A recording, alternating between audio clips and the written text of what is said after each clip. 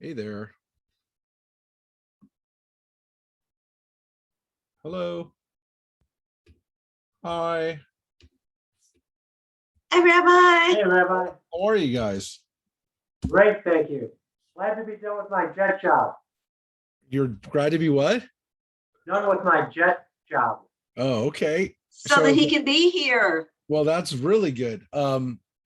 So first of all, I just wanted to thank you guys again for your ongoing I mean, we're sending you a note too, but before everyone comes in, I just wanted to thank you again for your ongoing generosity and your support of the temple. It's really appreciated by us, and we really appreciate it. And glad to do it. Glad to be able to do it, Rabbi. Thank you. And so we're gonna let Joyce in. Wasn't it just Joyce's birthday too, by the way? On Sunday. Yeah, I think we should sing happy birthday to her. I didn't tell her that yet, but I think that's a great idea. I'm bringing her in, right? Everyone's coming in right now. Hey, everybody. How are you? Welcome to Genesis. Welcome to the beginning. Everyone's coming in right now. Hello. Howdy. Everybody's making their way into That was for you, Cheryl and David. here. Hi, Mike. Hey, hi, everybody. Hey, Love John. Oh, hello. Hello. How was class? How was your group? It was very good. I really appreciated it. There was one crisis, but we solved it. And I just talked to my daughter, Jamie, who's in the hotel next to Cedar Sinai. She's going in for surgery at 8 a.m. tomorrow, and she's doing pre-surgery preparation now and is optimistic, and Marcy is with her. So my two girls are in the hotel near Cedars. And our prayers are with her. Yes, for sure, Joyce. Thank you. Absolutely. Thank you. I need your Joyce. prayers. Yeah, we are very we're very concerned with their health. There's been some real challenges there, and welcome everybody else. We're glad to have you, and again, Joyce, you. our prayers are with you and your family, and we are definitely thinking about you all there. And quite frankly, now that we got some people on, and it's just we're not really late, actually, where it's 1 minute. I do want to say something right at the beginning of class right now, which it's not this person that I'm going to just tell you right now is very humble and would not ever ask us to do this, but I just feel that it's necessary to do. I think we need to wish Joyce a happy birthday, because it was her birthday on Sunday. It was her birthday on Sunday, and I really do want to wish her a happy birthday. Everybody, we would like to wish her happy birthday in person, but she's being careful, and she's taking care of her group and taking care of her family, and she's thinking about a lot of things on her mind. But we're thinking about you, Joyce, and so even though we're not with you, and if we're in class, we'd sing you happy birthday. And I'm not going to tell anybody what You can.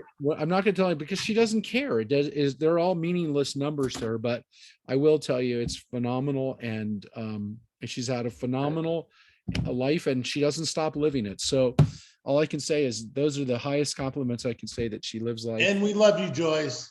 We love you, Joyce. We love you. So let's sing her happy birthday, everybody, to Joyce. Happy birthday to you. Happy birthday to you. Happy birthday, dear Joyce. Happy birthday to you. Yay! Many more. Thank you very much. Thank you. I will tell, Mark, because I'm Go ahead. getting less uncomfortable with the fact that on Sunday I turned 92. And You don't look a day over 91. thank you. Oh my God. What a compliment. over 30. Right. I mean, and honestly, this is a woman who really doesn't look older than maybe or early 60s. I mean, Exactly. I think this is an amazing lady. And that smile. Look at that smile on her. Yeah. And Yeah. I'm so happy. I am so blessed. A I've blessing. been through tough times, but I Yeah. still am blessed. Yes. Way to go, Joyce. Thank Love you. you. Love you. a Love you a lot. lot. I feel loved We and I hope- feel blessed. we hope you continue in that great strength. And again, you're an inspiration to us as we're going to start. And this is really about new beginnings. You know, what is, you know, Joyce, I just want to say, they say 92 is the new 82. Oh, thank you. Thank you. Well, I just got 10 years younger.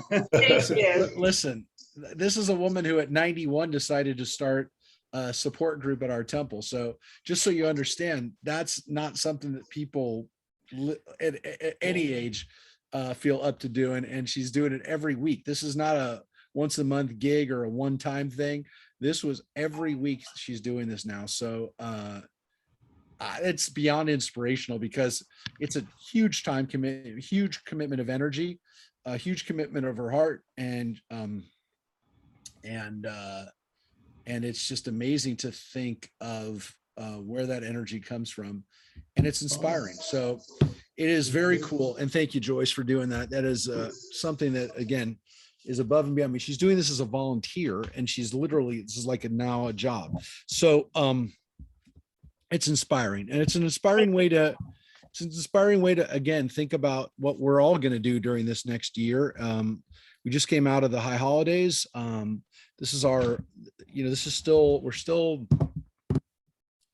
figuring out what we're going to do and what we can do to make this year different. And I do want to tell, since Harvey's on the line too, our president, Harvey did an amazing job getting us through these holidays and making sure our synagogue would be in a good shape. And I want to tell you that he's been very, very hesitant to let people know until we get all of our high holiday donations how well we're doing. But he definitely wants us to get over a threshold, which we're very, very close to.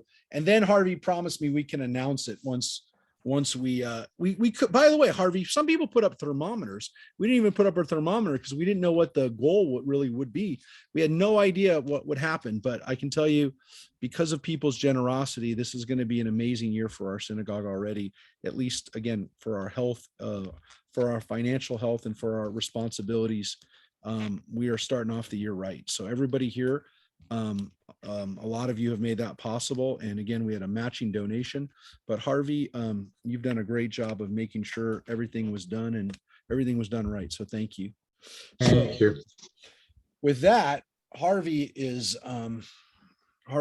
also here studying, and that's an inspiration too, because sometimes synagogue presidents are in it for the ego and in it for the ability to say that, I don't know, whatever, that they're president.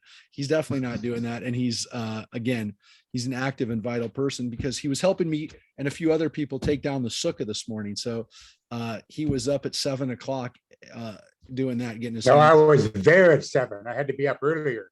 Get it? Yeah, that's true. We all had to be. But you were there with me at 7 o'clock, getting your Right. hands dirty too. So it's not just again, this is a labor of love of his heart and mind and body. So with that, I want to tell everybody we're going to start now a journey through Genesis, and one of the things that Diane, thanks for posting our we had a great Simchat Torah. That was a lot of fun, Rabbi. It was really joyous. If you want to watch it, it's up on Facebook. There was really great music. The focus of it was music, and have a freilach, to have a lively and joyous night.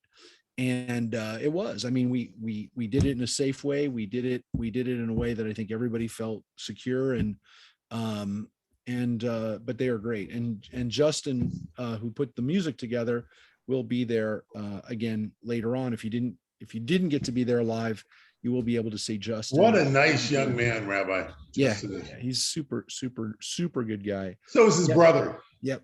And Jared is great too. So I don't know that he'll always be able to bring Jared with him, but it is great when he did. And he did last night, and they're super talented. And he said he's a new father too. Just had a baby. He just had a baby a couple months ago. And so we're very excited for him. We've known him since he was in college. I mean, I've known him since he was a young guy in college, and even before college. And so he's a great guy. So we actually last night we read the beginning of Genesis. We read the very first words. We read the first day, the first chapter. So some people heard it, at least in Hebrew, but we really didn't get into it. And it is a great tradition we have of Simchat Torah. The minute that we finish the Torah, we turn back and we read it. But as we have the last few years, as we've been reading the Torah, we've been reading it by Parsha. Each week we've been reading the Torah portion, which is usually like 5 chapters. Can I ask a quick question? Yeah, go ahead. Sure. I wondered, because I was making many Torahs with the kids, how is the parchment attached to the Etz Chaim? Is it a glue or? Yeah. There's usually a glue that they put on it. Sometimes it can become detached. There's also usually a couple of stitches that are made into like a nail, like a stitch made into it too, so that it won't come off. There is you can only use like thread on it, so it's not like a staple, but it's like a threaded like hole that they make into it, so that it's kind of punctured through, and then like a hole comes through the other side, like it's sewn through. So they'll do that. Thank you. The kids asked me and I had no idea. Yeah. So the Eitz Chaim are the wood parts at the end. We call those Eitz Chaim. So those Eitz Chaim, which means tree of life, because they're made out of wood, and we call the Torah tree of life. So the Eitz Chaim are the wood pieces at the end, folks. So the rollers, we call them, sometimes call the rollers. So again, so normally we kind of make our way through Genesis in about 11 weeks.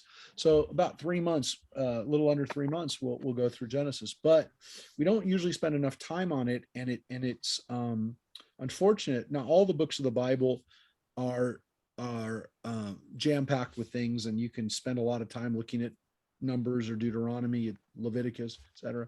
But Genesis is a book of the Bible that people recognize has things in it that are demanding attention, and it demands focus. So for example, tonight, if we were reading the Torah portion of Bereshit, we would start in chapter 1 at the beginning, and we would go all the way to chapter 6, verse 8, and we'd be reading all the way from creation all the way to the introduction to Noah. And we're literally set up for next week, which is the portion of Noah. Now, that means that we read both creation stories. We read the story of Cain and Abel. We read the story of Adam and Eve being thrown out of the Garden of Eden, and the first generations of man, which a lot of it are a genealogy, but there are things in that too that kind of demand attention and demand us to focus. And so if we were doing this normally, we wouldn't have nowhere near enough time to really look at the story and what's in front of us, which is there's so many different layers. There's so much material there. So I'll give you an example. There's a lot of midrash there too, right? A lot of midrash, which we have looked at in Tuesday classes. And Tuesday morning, not here. Yeah, and exactly. And when we did Genesis, for example, in midrash, just Genesis midrash took us almost 2 years to go through Genesis midrash. Just Genesis took. I looked at it, and it went over about 2 years. And interestingly, it went over much of the COVID period.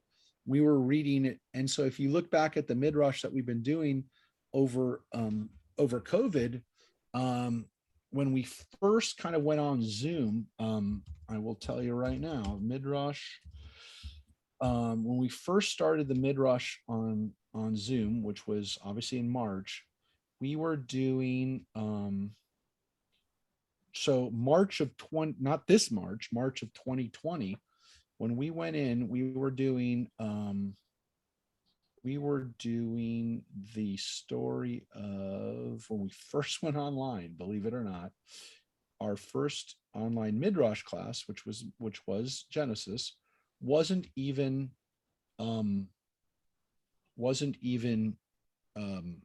towards the beginning. It wasn't even Abraham. We were looking at the stories of Jacob and Esau, the beginning, which is Genesis chapter 25, almost halfway. So in a year and a half ago, well, that's not fair, because we started in Exodus a while ago. So we started in Exodus. I'll tell you when we started in Exodus. So it took us, I meant to tell you this before. We we finished Exodus. We started at well, we started on Zoom in the store in chapter 25, and we were done with it in about November of 2020. So this year, pretty much not the actually pretty close to the Jewish year too. We did about 6-7 months for the last 25 chapters of Genesis in the Midrash.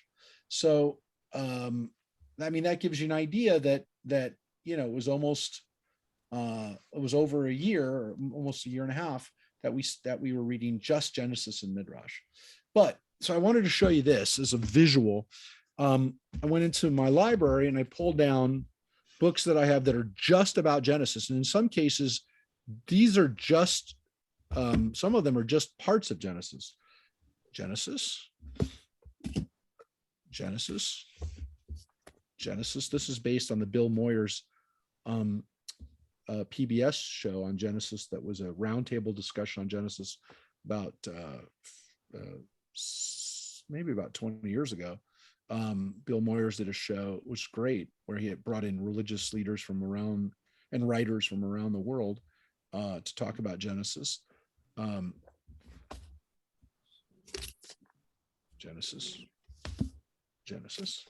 These are just my books. There are other books. I don't have every book. This is just about the Akedah. This is just about the binding of Isaac. This is just about Abraham. This is Genesis. This is the first families. It's not really creation. This is Abraham. This is a book, Orthodox book. It's called Awesome Creation. It is a study of the first 3 verses of the Torah. Oh, Not the my. first paragraph, not the first chapter, the first 3 verses. This is a great book on Genesis from an Orthodox writer from England, Aviva Zornberg, Aviva Gottlieb Zornberg. She's a great writer. She wrote biblical commentaries on all the books of the Torah, but this is the first one she did. And this book, I think, it was like won an award for Jewish books of Genesis Desire. This is a book that just came out, which is Dennis Prager's Yes. book commentaries on the Bible. He hasn't done all the books. He actually started with Exodus and then went back to Genesis. So interestingly, he went back to this book. So this just came out. I think last year, maybe the year before. Yeah, 2019. That came out. So yeah, those are just Genesis books. And some of those books are not even all of Genesis. They're just a chapter or 2 or parts of Genesis, a story, a narrative, in some cases 3 verses. So there's definitely a lot in Genesis if people can write books about just a few verses. I do look at Genesis as containing some of the greatest narratives, some of the greatest stories. There's a freedom in studying Genesis as well, which I want to point out, in that according to our tradition, there's only one mitzvah, there's only one commandment that we derive from the entire book of Genesis. The rabbis understood that Genesis was somewhat difficult to mine for law, for halakha, because it dealt with a period before the people get the law, before they get the 10 commandments. There are a few commandments that come before the 10 commandments in the book of Exodus. There are a couple primarily that have to do with the Passover, the commandments that deal with the Passover, which are in chapter 12, just before the Exodus happens. And then at Mount Sinai in chapter 20, that's where the laws really start to roll out. So there's not many laws before Exodus chapter 20. But again, in Genesis, there's really only one commandment, which is the mitzvah of circumcision, which is what Abraham gets, commanded. So according to tradition, Genesis then is not viewed as a basis for halakha. It's not viewed as a basis for Jewish law or Jewish tradition. At the same time, obviously, Genesis is very well known. It's very well studied. There's a huge amount of midrash commentary on it. The rabbis refer to it very frequently in the Talmud, even though there isn't necessarily laws derived from it. They do reference it, and they have no problem talking about Genesis, but there is a certain freedom with it because of the fact that the laws are not derived from the passages, and they're not viewed as kind of the legal text. There's a certain freedom with it, and that's evident in the midrash and the copious amounts of midrash that there are, and it is relevant to us today because there's so much commentary about it. There's so much freedom that people still have with Genesis because of that, and because the stories are essentially about people, they're essentially about individuals and families. There's a recognition that the story is really about everybody. It's about us. It's about people who aren't Jewish. It's about the dynamics that go on in people's lives, over people's lives, with the people in their families, primarily with their people, with families. But there is so much in Genesis that people have been able to derive that isn't law, that is really psychological, that is spiritual, that is in some ways very mystical as well. And it's especially true in the chapter that we're going to look at today. Today, we're only going to be looking at chapter 1. So we're not bound either by how much we have to read in any week. So it could be that somebody brings up something that they want to talk about. Our hope is that we would be doing this at least in person as an option, and then we were going to continue obviously streaming it and allowing people to join us. We are very close to being able to do that, because all we're waiting for is our projector and screen to be installed so that we can bring those people in. Everything else is now set up in the sanctuary. It all is working. We've tested it. The only thing we need to do is bring people in who are not there, and we are not going to start this until we can bring in the people who are with us remotely, whether they're around the corner or whether they're in Texas or Northern California or wherever you are in the Imperial Valley, the Imperial Empire, wherever you are. We want you to be able to be as much a part of it as the people who are there. So we're not going to start it until we do that. We're not going to stream it unless we can see you and hear you. So that's all we're waiting on. There's nothing else other than that. We've got, the place is all ready to go. We're using it. Joyce is using it actually every Tuesday. We're going to come in on Wednesday, and it's going to be clean, and it's going to be fine. So with that being said, we're going to have, that's kind of like with a framework of what we're going to do. And since we're also recording this, and we're going to actually have, we're actually going to be able to stream it, which I'm about to do right now. People will be able to join us on Facebook, and they won't be able to be part of the discussion, but they'll be able to watch it, and you'll be able to watch it and review it. If you weren't there one week, you shouldn't have to worry, because you'll be able to hear the discussions. You'll be able to see the text that we've been reading and know exactly where we are the next time.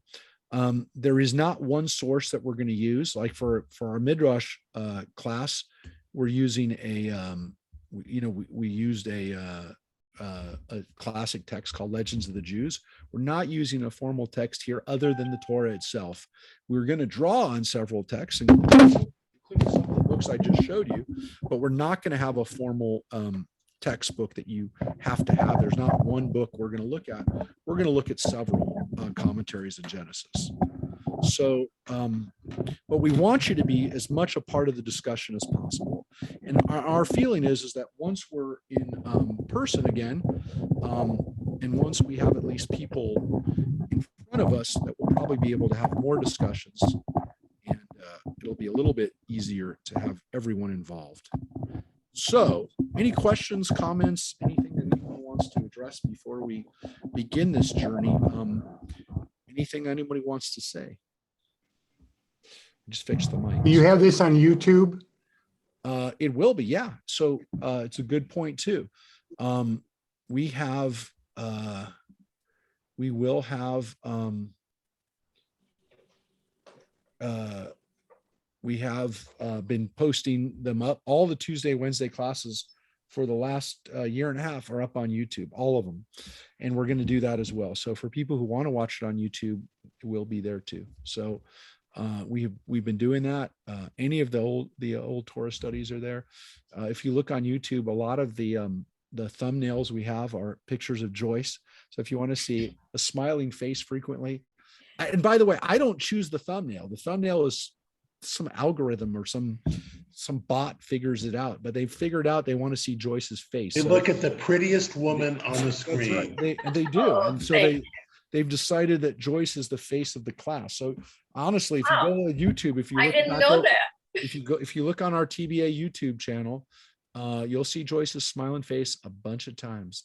So honestly, I mean, actually, that's your assignment, everybody. Go and find TBA YouTube and look how many times you get to see Joyce smiling. So, and I'm telling you, I don't choose it. The computer chooses it. And I mean, I can change it, but why would I change it? So with that, we're going to, I'm going to post up the Parsha. We'll have a chance to see it. By the way, we have our women's retreat is going to be going off this weekend, and they're actually going to be looking at some stories from Genesis. One of the main characters they're going to be focusing on is from Genesis, and so that should be a lot of fun. I think there's some good stuff that's being done there. So let me put this up here for you to see, and it should be there. So let's take a look. Is it there? No. Is it there? Yeah. When God began to create Yeah. heaven and earth. Yes. There it is. So trying to make it big so everybody can see. When I make it bigger, we actually obviously are going to see less text, but we're going to take a look at the beginning and the very, very, very, very beginning. We like to read just the very beginning in Hebrew. And before we do that, because we're starting this new journey and because it is a mitzvah for us to study, the blessing that we say for studying Torah is Baruch atah Adonai Eloheinu melech haolam asher kidshanu b'mitzvotav v'tzivanu la'asok b'divrei Torah. We thank you, God, for the mitzvah, for the commandment, the tradition we have of studying Torah. And so as we read the beginning. Also, Rabbi, since this is new, should we say the Shechianu? Yeah, I think we can. I mean, you're not supposed to say Shechianu too often, right? Otherwise you kind of Right. diminish But it's the something power of new. it. But I think this is something new. I mean, it's definitely something new for us. So I think we can do that. So let's say the Shechianu. Baruch atah Adonai Eloheinu melech haolam shechianu v'kiyamanu v'higianu lazman hazeh. So we thank you, God, for preserving us and enabling us to reach this sacred moment. And again, even though this moment is not quite the same with not having everybody here, and it's weird. I tell you, it's a little weird saying Shechianu without having everybody here, because this moment is really this moment and not necessarily a moment of being in the same place at the same time, but a moment that we share in time, which is, I guess, pretty much what we're going to talk about today, at least the very beginning. And the words of the Torah begin with the words Bereshit bara Elohim, et hashamayim ve'et haaretz. And literally those words bring creation into existence. At the very beginning, God created heaven and earth. And the translation obviously is very different and very powerful in the King James. In the beginning is the way it begins there, which is different than when God began to create. Another, again, keeping in mind that we're working in a translation anyways. It's powerful to think about the words that the King James gave us, because the King James gave us, as a foundational part of the English language, so much of the imagery and so much of the powerful words that we think of. And in the beginning is one of the biggest. So when you start off with maybe a better translation was when God began to create, or in the beginning of God's creation, the words Bereshit means at the beginning or at the start. Rabbi, Yeah. when it says when God began to create heaven and earth, does that presuppose there was something before? Well, It doesn't say in the beginning. It says That's- when. Yeah. And so And so when people say that, they are taking that question into consideration, what we call creation ex nihilo, which is creating without anything, from nothing, or was there actually something there before? Well, Rabbi, what my question is, and I think it goes together with Philip, is it says heaven and earth. Is heaven everything else other than earth, or is heaven heaven and there is still, the Big Bang or whatever you want to call it, the planet's still there? Well, let's take a look and answer that after we read the very first line, because it says, the earth being unformed and void, with darkness over the surface of the deep, and a wind from God sweeping over the water. And then it says, God said, let there be light, and there was light. So if the first thing that God created is light, which we know that line, Vayomer Elohim yehi or, vayhi or, God said, let there be light, and there was light. So I'm going to show you, and again, why we're going to spend so much time just on these first words.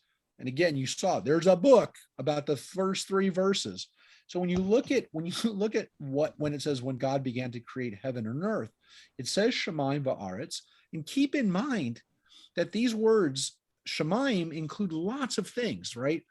The heaven Shemaim is used for the sky, it's used for heaven, it's used for the heavens, which are like kind of beyond heaven. It's pretty much everything above us. Now, the problem is that for Christians in particular, Christians will challenge this kind of thought of, well, did God create heaven? Was there a heaven before? It's difficult to say because the word Shemayim is used for everything. So when people tell me, well, the heavens are the heavens, that's where God is, say, well, be careful, because in the beginning, in the very first chapter, as we're about to see, it says that birds are in the Shemayim, that birds are in the sky. So the problem is the word in Hebrew is the same for both heaven and also, again, beyond anything up in the sky, and then again, the area where birds would live. So keep that in mind. What there is there are 3 areas of creation. There is heaven, earth, and there are water. There are 3 areas, and you really see it in this first version of creation, where you'll see that there's heavens, earth, and waters. And those areas are 3 biomes, or 3 places where things live. We've talked about it before for those who've been here for discussions about Leviticus and Deuteronomy. When we talked about animals, when we talk about kosher animals and animals that were permitted to eat, the Bible divides them up by where they live, not by species, not by their similar, phylum and kingdoms and those kind of things. It's done by where they live, which is why bats are in the same community as birds. And it's why dolphins and those kind of animals that are mammals are in the same category as fish. It's where they live. And the areas of space, of living area, if you will, is very important. But I will tell you, based on your questions already, there does seem to be an understanding that there is a difference between, let's say, heaven, or the space for the sky above, and then where things live, and where I would say where there's another level to heaven, or to what's above us. Let's put it that way. Because we have this, obviously the stars and Yep. et And cetera. we're going to see that really clearly here. And you're going to see, again, the story of creation that we have in the Bible was not meant to teach science. And so people will get, well, it's I not what understand science that. says. But what we will see is that there's some interesting points here of creation that I think really do help us understand, again, not the hows and the wheres and the whats, but the why. And the Bible really explains the whys. Why do we have creation? And that's the fundamental question. It's not the details of which came first. But what's interesting about this, and I've talked to children about this before, because they're a little confused until they actually read it. and they really pay attention to it. They ask that question, by the way. Kids have asked this question: was there something before creation? This creation, by the way, seems to be not the creation of the universe, but the creation of our planet. There doesn't seem to be a recognition or a concern with what's going on elsewhere in the universe. Mhm. So I will tell you that this is a very microcosmic view, meaning the microcosm here is our planet. It is our world, because you can see that it's talking about God over the surface of the water, not. But see, that also confuses me because later on it says, God separated the water and the land, or something of that sort. And I get really confused on that line, God sweeping over the water. Yeah. And so this definitely seemed to be like there is water first, but let's get to that. When we get to that, you'll see. So we have water. There seems to be water here at the beginning. Now, but there does seem to be darkness. And so when I can, if I ask you to describe what things look like in the first 3 verses up until the light, maybe the first 2 verses, what are the themes that you see? I mean, what do you see here in the first 2 lines? I mean, what do you, like, if you are imagining this again, I'll read it again. When God began to create heaven and earth, the earth being unformed and void, with darkness over the surface of the deep and a wind from God sweeping over the water, what do you see? Anybody? Darkness, wind, and water. Yep. That's what you see. Yeah. Well, actually, since there's no light, you don't see anything. don't You see might it, but feel you- something. But you know it because we've been told that that's what there was. But yeah, Yeah. there's darkness. And again, a lot of people would say that, so that's what we see. And the theme of this is kind of, it's not frightening, but it's definitely not a place you'd want to be. It's dark, it's wet, maybe it's unformed and void. The Hebrew for that again is tohu vavohu, right? The word we use for chaos. It's cold, and who knows if there's air there yet. That's Well, fair. there's wind. There's wind. That's so true. that There's would- wind. Yeah, so true. There's ruach. Now, many people have pointed out from the anthropological historical point that there seems to be something interesting here, which is that when we started learning about Canaanite poetry and Canaanite mythology, we learned that the Canaanites had a God story, a creation story, where their god Baal defeats Tiamat, the waters, and creates life and land out of the body of Tiamat, of the goddess, if you will, though, really, of the waters, the primordial waters. And what's interesting about that is, again, some people see similarities to the Leviathan myths and those stories, but interestingly, the word in Hebrew for these primordial waters is Tehom, right here, Tehom, which Tehom is essentially the same word as Tiamat, that goddess of the waters. And so the word is the same word, and there's a there's a feeling here that God is exercising power over Tehom, over the waste and the wild and the waters. But what people then point out is, if that is the case, then what the Jewish story did with the Canaanite mythology and with the language is it flipped it. It literally turned the story into a story of God not defeating another God. It's pretty clear, like you wouldn't see that. You don't really feel that here. And even if the words are similar and they have the same origins, the story in the Bible is very different. And it's not, it's almost, actually, when you read that other story, you realize, oh, that, yeah, there's similarities, but the differences are so pronounced because, again, this is not a normal creation epic. This is so different from almost every other creation story we have in the ancient world. Because in this story, there's obviously only one God, and there is no defeat. There's no if God is sweeping over the water, there isn't a sense of a initial conquest, if you will, which then leads to creation. And there are so many myths from cultures where there was like a destruction, and out of that destruction came life. It's so normal. Jealousy. They're, two gods are jealous of each other, and out of that come creation. Exactly. And that's the norm. That is like the standard. And this story is so different that the more you read those stories, and I love those stories, I mean, they're great stories, but the more you read those stories, you realize this is a radically different approach to creation, because you have God by alone. And that, by the way, is another theme here that I think is so powerful, is that God is alone. And there's a feeling that I get when I read this more and more, that God, that whatever God was before us and before creation, God was alone. And Well, that's not necessarily true, Rabbi. why? We talked a few minutes ago that this story is is how the earth was formed.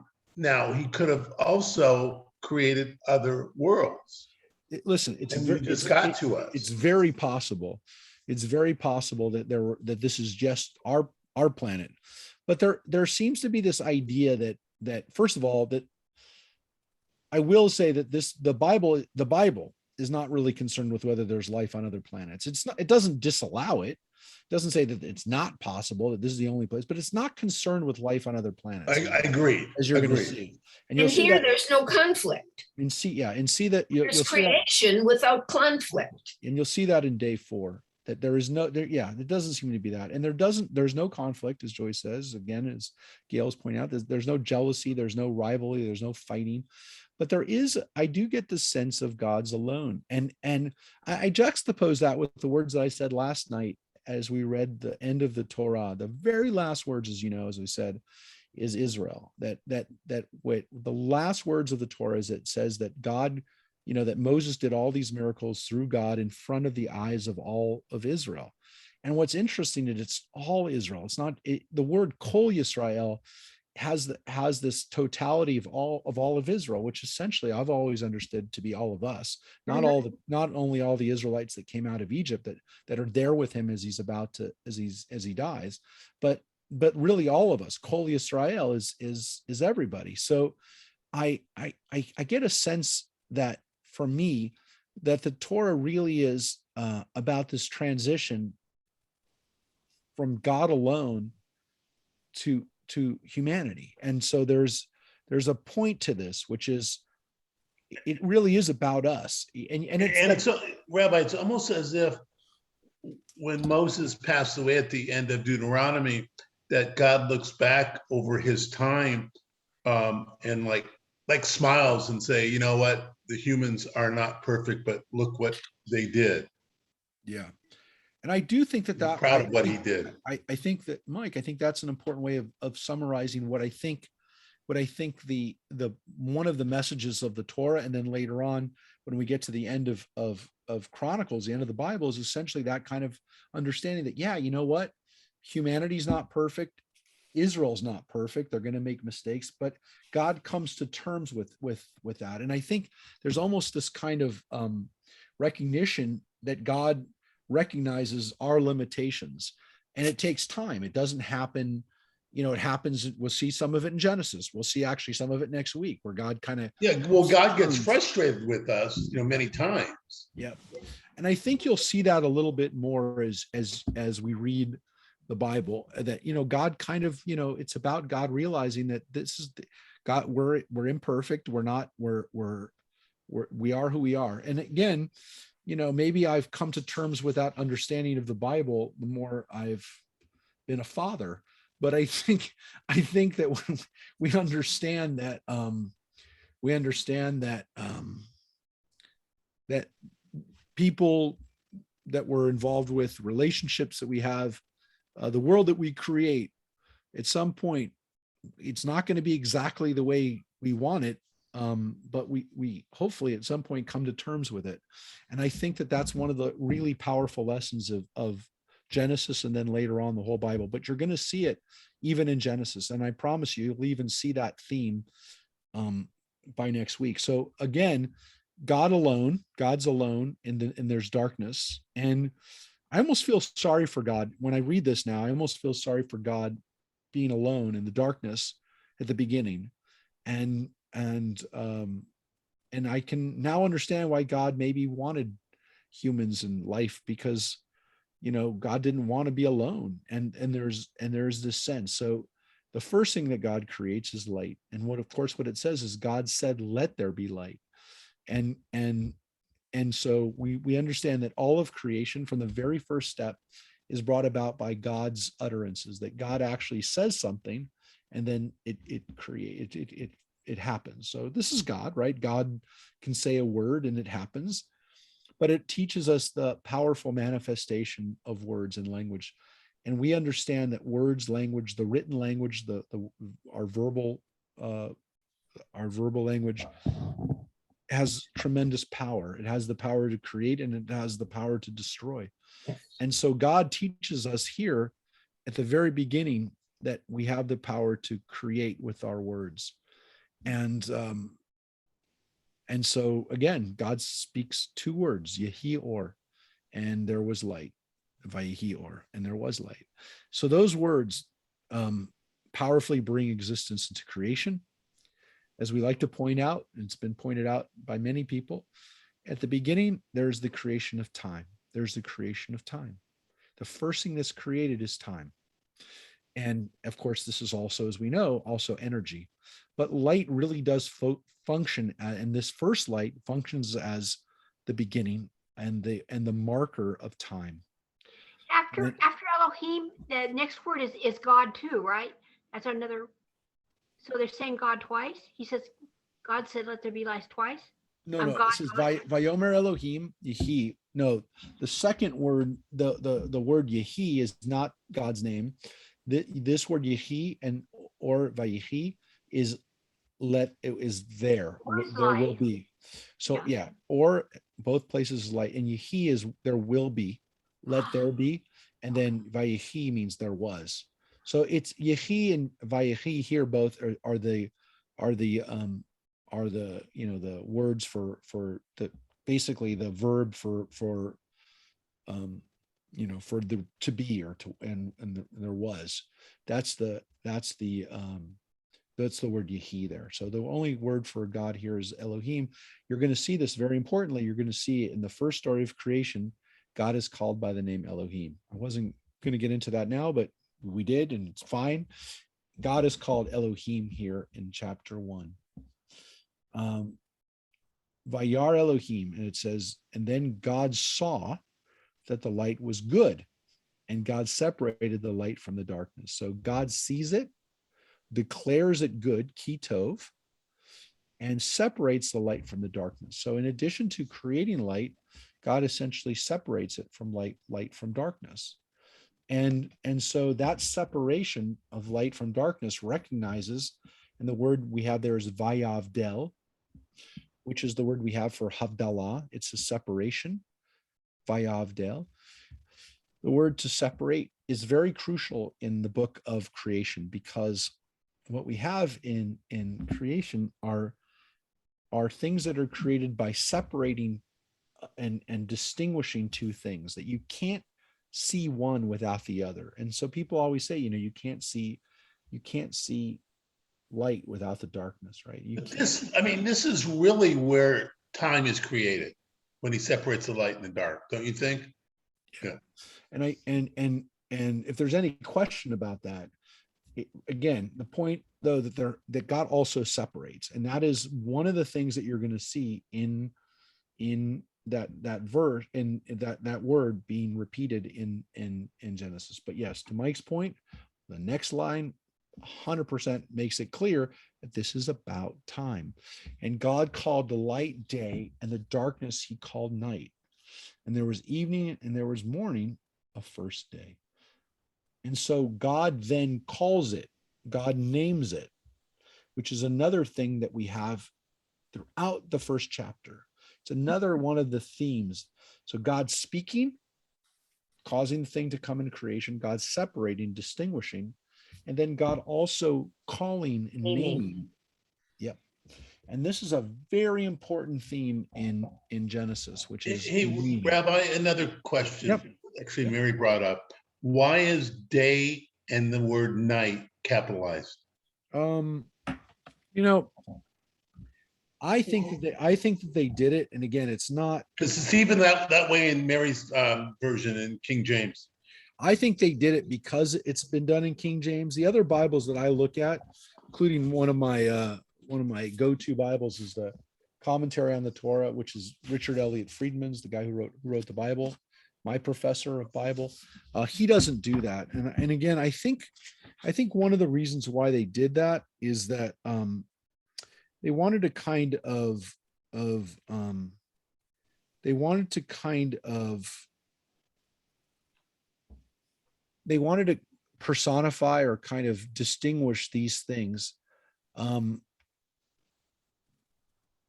as kind of like almost entities, if you will.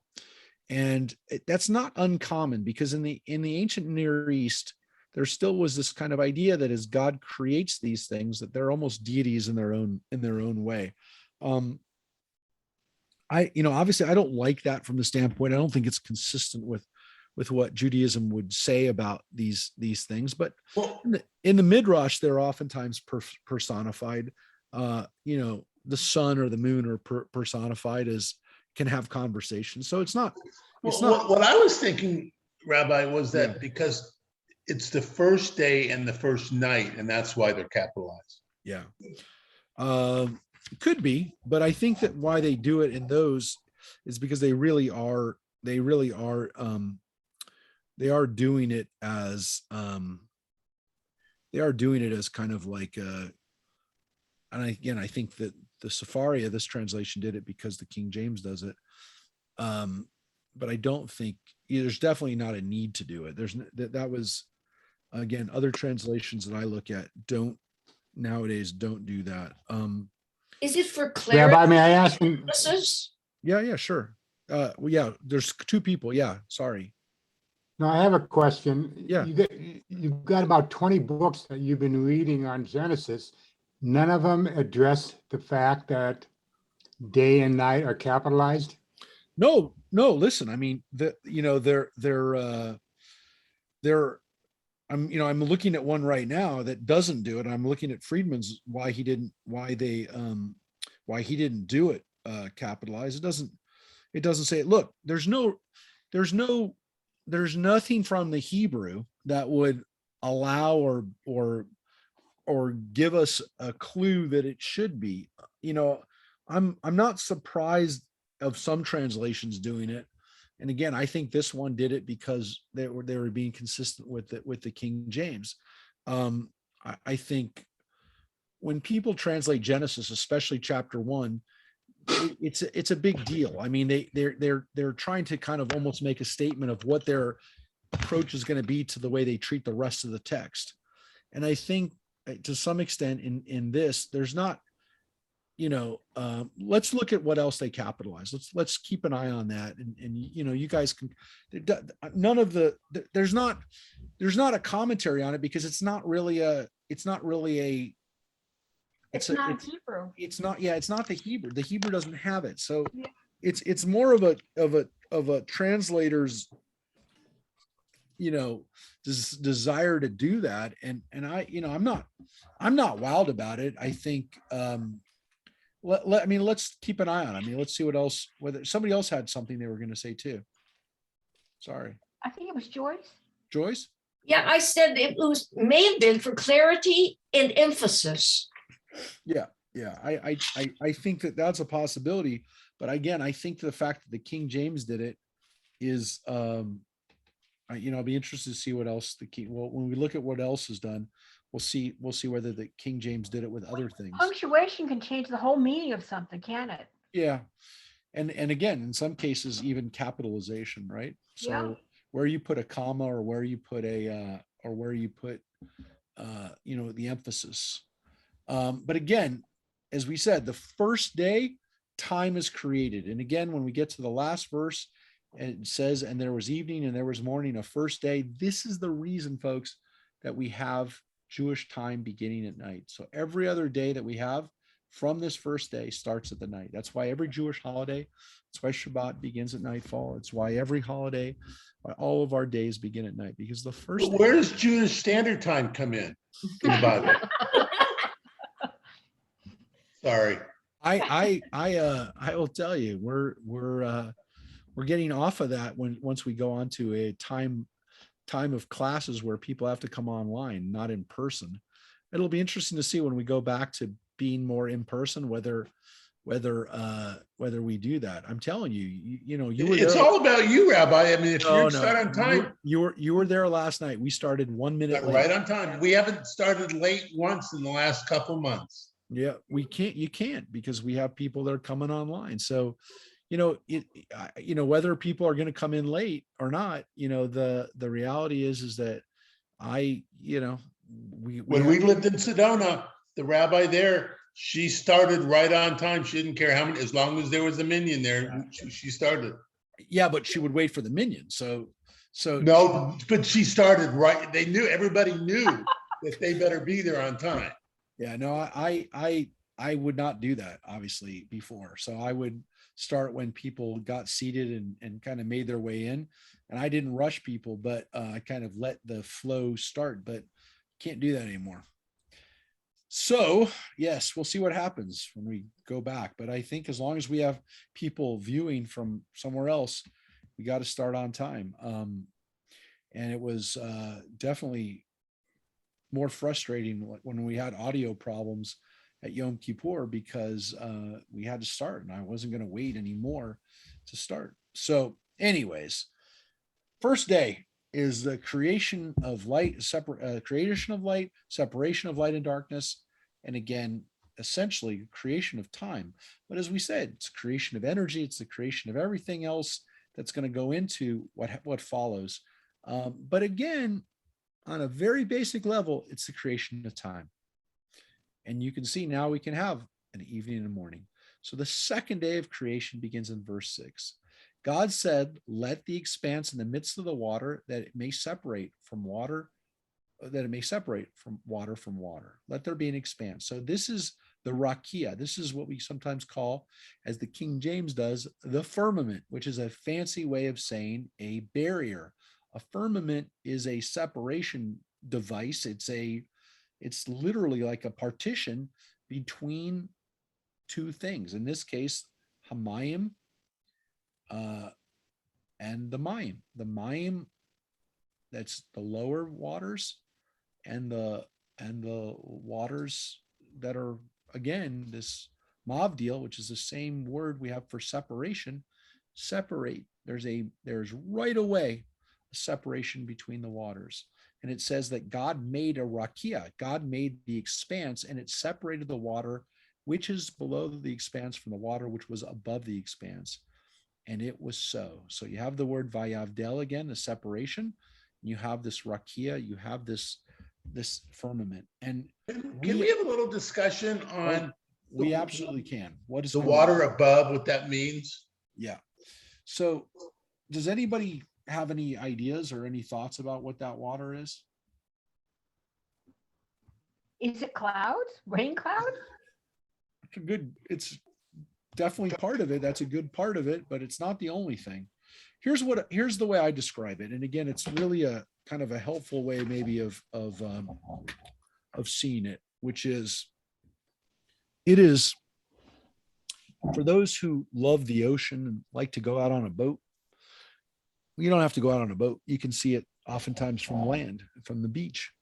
When you look out to the waters and you see the blue sky above and the waters below, those are both waters. There's something that separates them, because when you look at them, you see a blue and a blue, which seem to be water. Now, look, I mean, part of the reason why the sky is blue is, we know now, is because there is water. There is an atmosphere that filters out certain rays of the sun, which give us that color. So there is water there. But our ancestors really believed that there was a separating barrier between them. And they believed that when water comes from above, it's a blessing that God decides when that's going to come. And sometimes, and very rarely, and again, one time in particular, God decided to take that barrier away, and that's the flood. That's the flood during Noah. And we'll actually see that. And so when we have this firmament, we have this barrier, it's the barrier that keeps the waters apart from each other. It keeps them from mixing now, the waters above and the waters below. Now, that's not obviously the only thing that's in the heavens, but there is this idea that there's waters up above. And so this is the partition. Actually, this is one of the reasons why I like my Professor Friedman's book. He actually has a little bit of a picture in here. And again, it's a little hard to see, but I'm going to put it up there for you. This is a picture of the rakia. So you have that big dome, and the dome, what separates it is the waters of the waters above is being protected by. And by the way, if you think, well, why is it round? They actually knew the world was round. They actually, in the biblical period, they thought the world was round. They didn't think it was flat.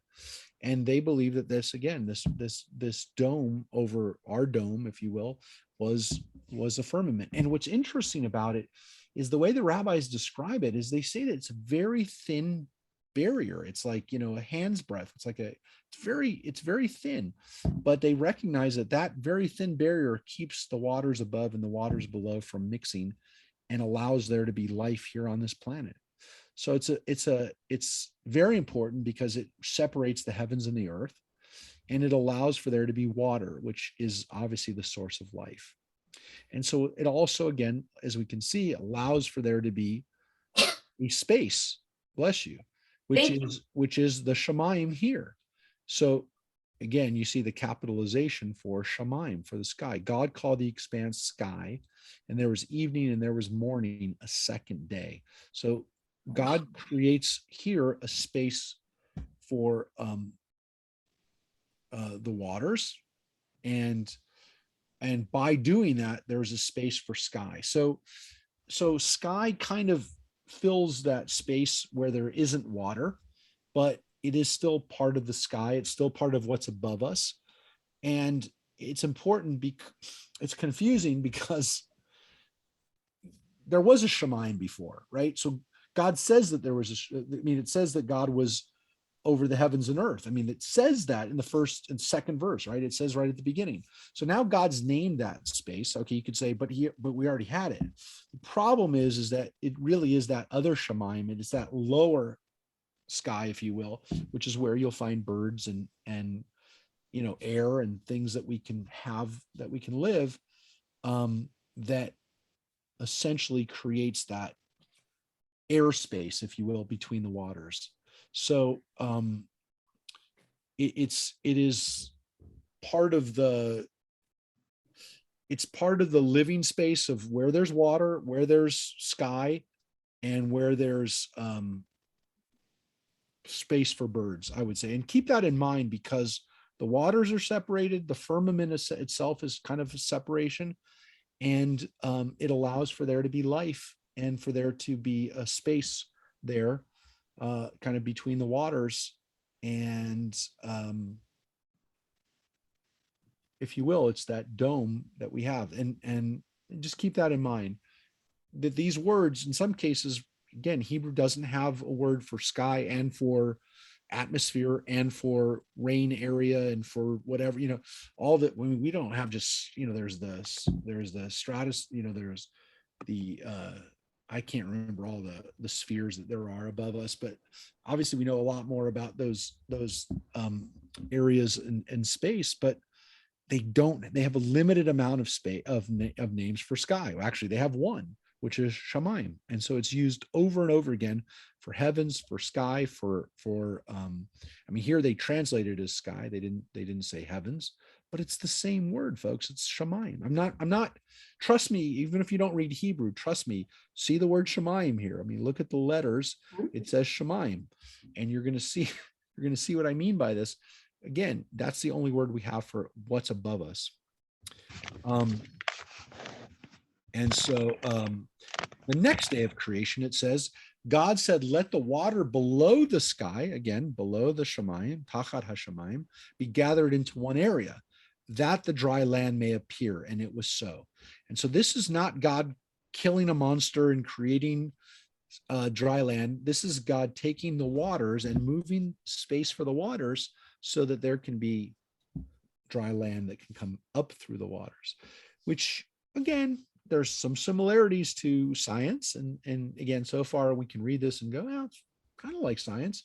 You know, there's a land that's forming, that there's no life really on the land. There's just geological formations. There's just atmosphere being created, all the kinds of things that science now tells us did happen. So far it's very consistent with, again, the kind of the pattern of how life emerged on this planet. So we have the waters being gathered into one area, and there was dry land. And then it said, I do want to point out one thing that wasn't in day 2. It never says, if you noticed, God said it was good. You may not notice it because we only saw it one time with day 1. Day 2, we don't have God saw it was good. It was the only day that God didn't say it was good after creating something. You'll see it. It was a boring day. Well, we'll talk about why that might be later. But does anybody know, by the way, why, before I even, try to hold back a secret, does anybody know why we sometimes traditionally say that there was no God said it was good on day 2? Does anybody remember any of the traditional explanations or midrash on it? Good. Okay. That's good too. We'll save it then. So God gathered it into dry land, and God called the dry land. And there again, you have the capitalization for earth. Mhm. For earth. Now that we've seen this capitalization a few times, I'm really thinking that it means that because this is the first time they've used these words, that's why they're capitalized. Well, let me ask you a question. You've got the King James version in front of you. Is earth capitalized there? Yes. I have the St. Joseph edition, and it's in quotations instead of capitalized. Interesting. Yeah. Interesting. And then- Yeah, it's kind of like when God calls something it, then it's capitalized. When God recognizes it, or maybe, as you said, creates it, that maybe that it would be capitalized there, and just for the first time, maybe for the first time. But what's weird is that we've had these words before, right? Shemaim was used before, and again, that's why I don't love this idea, because it said at the very first sentence, the second sentence, it said all those things. I mean, I'm just going to show you real quick. It says the earth being unformed, haaretz being unformed, al panei tahom, beruach al panei hamayim. It uses the word waters. It uses the word. But and in here this context, it's not God calling it something. It's the writer. I understand, but we've had these words before, which is why, again, I'm not saying that's not why they did it. I'm just saying. No, I understand what you're saying, but you're wrong. I'm just saying I don't like using capitalizations. No, I understand, and I kind of agree. To me, by the way, it reeks of anthropomorphization, and actually creating these things almost like they're deities or entities in themselves. Agreed. That's what I kind of don't. No, I agree with you, but I just think that's the reason why we're seeing it, because it's something that he's creating right now. Yeah. But again, my understanding is in Hebrew and in poems and things, that normally if something's important, they repeat it twice. But in this case, they're not repeating it. They're not in that sentence. They're not repeating. So I just think that the capitalization is a translation. Somebody seeing it from their viewpoint. Yeah. It's their frame of reference. It's not what's in the actual Hebrew. Yeah, but I think it's probably a nod to the way they did things in the King James. Right. It's a nod to that translation. If this dude didn't do it, I trust that it doesn't need to be done. And again, it's not like I agree with everything Friedman says, but I definitely think that when he translates stuff, he does it with a very, because this is also his translation. It's a New English translation in the Hebrew text. So Yeah, he because when was, they want something to really stand out in the Torah, they do it in the way it's printed, or they do it like the Shema's got a capital, like it's a big, you know, there's other ways that they bring it out that it's important. yep. And this is definitely somebody decided to do it. Yeah. So as we see, when God makes the dry land earth, and the gathering of waters is called sea. So he names them, Eretz, or Aretz is the word for land. And he calls the waters Amayim. He calls Mayim. This is the seas. And it says God saw that it was good. And there we have it again. God looks at it, considers it, Vayar, God sees it, and he says, good. Kitov. This is good. So we have that again for the creation of dry land. And now, as part of that kind of creation we have of dry land, Vayomer Elohim, God says again, let the earth sprout vegetation, or bring forth vegetation, seed-bearing plants, fruit trees of every kind on earth, and that bear fruit with seed in it. And it was so.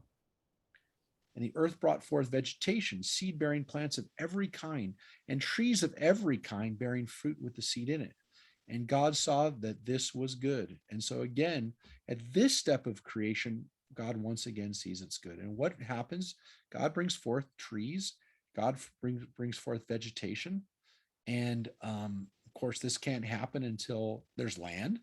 And God's starting to have this filled with vegetation, which again is steps of creation from science. And again, it's very important that it's vegetation that has seed-bearing plants, which is a distinguished species of flora in particular, right? Things that actually have seeds. And it also says trees that bear fruit with seed in it. These are important words that are repeated, to get to Gail's point, when we see the word Zaria Zera, that this is seed-bearing plants. The seeds are very important here, because again, this is germination. This is the renewal, the this is the renewal of life. This is regeneration. It is another act of creation that's essentially built into the created material, right? So the material is created, but it has the ability to regenerate, to and come back. perpetuate itself. Yep. And this is very important in the idea of creation, that when life is created, that it can regenerate, that it can repopulate, because the idea here is that God is setting into motion creation. And this is a very important version in we get in the first version of creation, we'll say chapter 1 of creation, which is, and again, next week, we're going to look at chapter 2 of creation, which is a different creation story, which I hope you're all there for, because you're going to be able to see the differences in the two creation stories. It'd be good to read them together in the same night, but it would take about 5 hours to adequately look at both of them, with the ability to say, oh, wait, that was not in the first verse. That's a very different version. But you'll have a good memory. Hopefully everyone will have it, and we'll have the same book in front of us, so you can go back and look at those or bring up those points. Very important in this first version of creation, that God is very much, in this version, much more of the clock maker, putting the thing into existence, and then hoping that again it continues to continue just to tick, and doesn't need to be continuously put back in, because it should continuously perpetuate life. So this is the third day, Vayhi Erev, Vayhi Voker Yom Shlishi. This is the third day of creation. So you can see here the creation of vegetation, of life that is on the earth. So you actually have the earth created, and then you have green stuff on the earth. So it's kind of really like 2 steps of creation, which you can see kind of separated by God saw that this was good. So God doesn't, I want to make it clear, because some people kind of think that God at the end of the day goes, that was good. No, actually the good part, comes when God has certain separations of steps. I say separate, just always separations, certain steps, which are then demarked by God saw that this step was good. And it can happen twice in one day. God can actually say something was good more than once in a day. So it's not like God says, oh, that was a good day. No, God saw that. That's good. That's good too. And then there's an end of a day. So you don't have to have one day that's good. Very important. So keep that in mind, by the way. So now we come to the fourth day. And this is the day that always blows people's minds because they go, wait a second. Wait a second. Wait. This doesn't make sense. Because on the fourth day, it says, God said, let there be lights in the expanse of the sky to separate day from the night. They shall serve as signs for the set times, the days and the years, and they shall serve as lights in the expanse, the rakia, to shine upon the earth. And it was so. Stars. Yep. Yep. Stars. So God makes the stars. And let's keep going because I want you to see what happens here, because this is where people go, wait a second, the stars are created after everything else? Come on. The stars are, we're like a late star. There's already stars that are there millions of billions of years before us. Billions and billions, right? As Carl Sagan would say, though he said he never said billions and billions. But anyways, it is, that's what he's known for. And he actually had a book called Billions and Billions because everybody knew that he said that. Actually, I'll show you that book. He was kind of making fun of himself. There's this Billions and Billions book. So, and he claims I never said that. But anyways, so I think Johnny Carson making fun of him said it. So it just became part of him. But the stars here, which is. This reminds me of the Ma'ariv Arvim. Is that where it comes from? Well, I think there's an intermediary step. The Ma'ariv Aravim really comes from the Psalms, specifically from Psalm 104. But there's language in the Psalms that is based on Genesis. So I would say you got to go to Genesis first. So you are correct, but there's kind of an intermediary. There's kind of an intermediary step.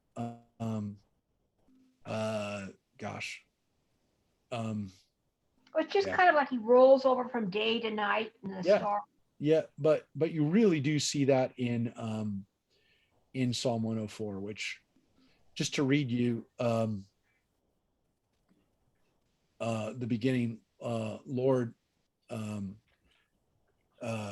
you are clothed with splendor and majesty. The Lord wraps himself in light with a garment. He stretches out the heavens like a tent and lays the beam of his upper chambers on the waters. He makes the clouds his chariot and rides the wings of the wind. He makes the winds his messenger. He set the earth on its foundation. He covered the water. I mean, there you have a much better description of a very detailed description of it. He made the moon to mark the seasons, and the sun knows when to go down. You bring the darkness, it became the night. In that line is the kind of, Boreyom or Achoshech, how many are your works, Lord? In wisdom you've created them all, Bechokma Asita, and then the famous line,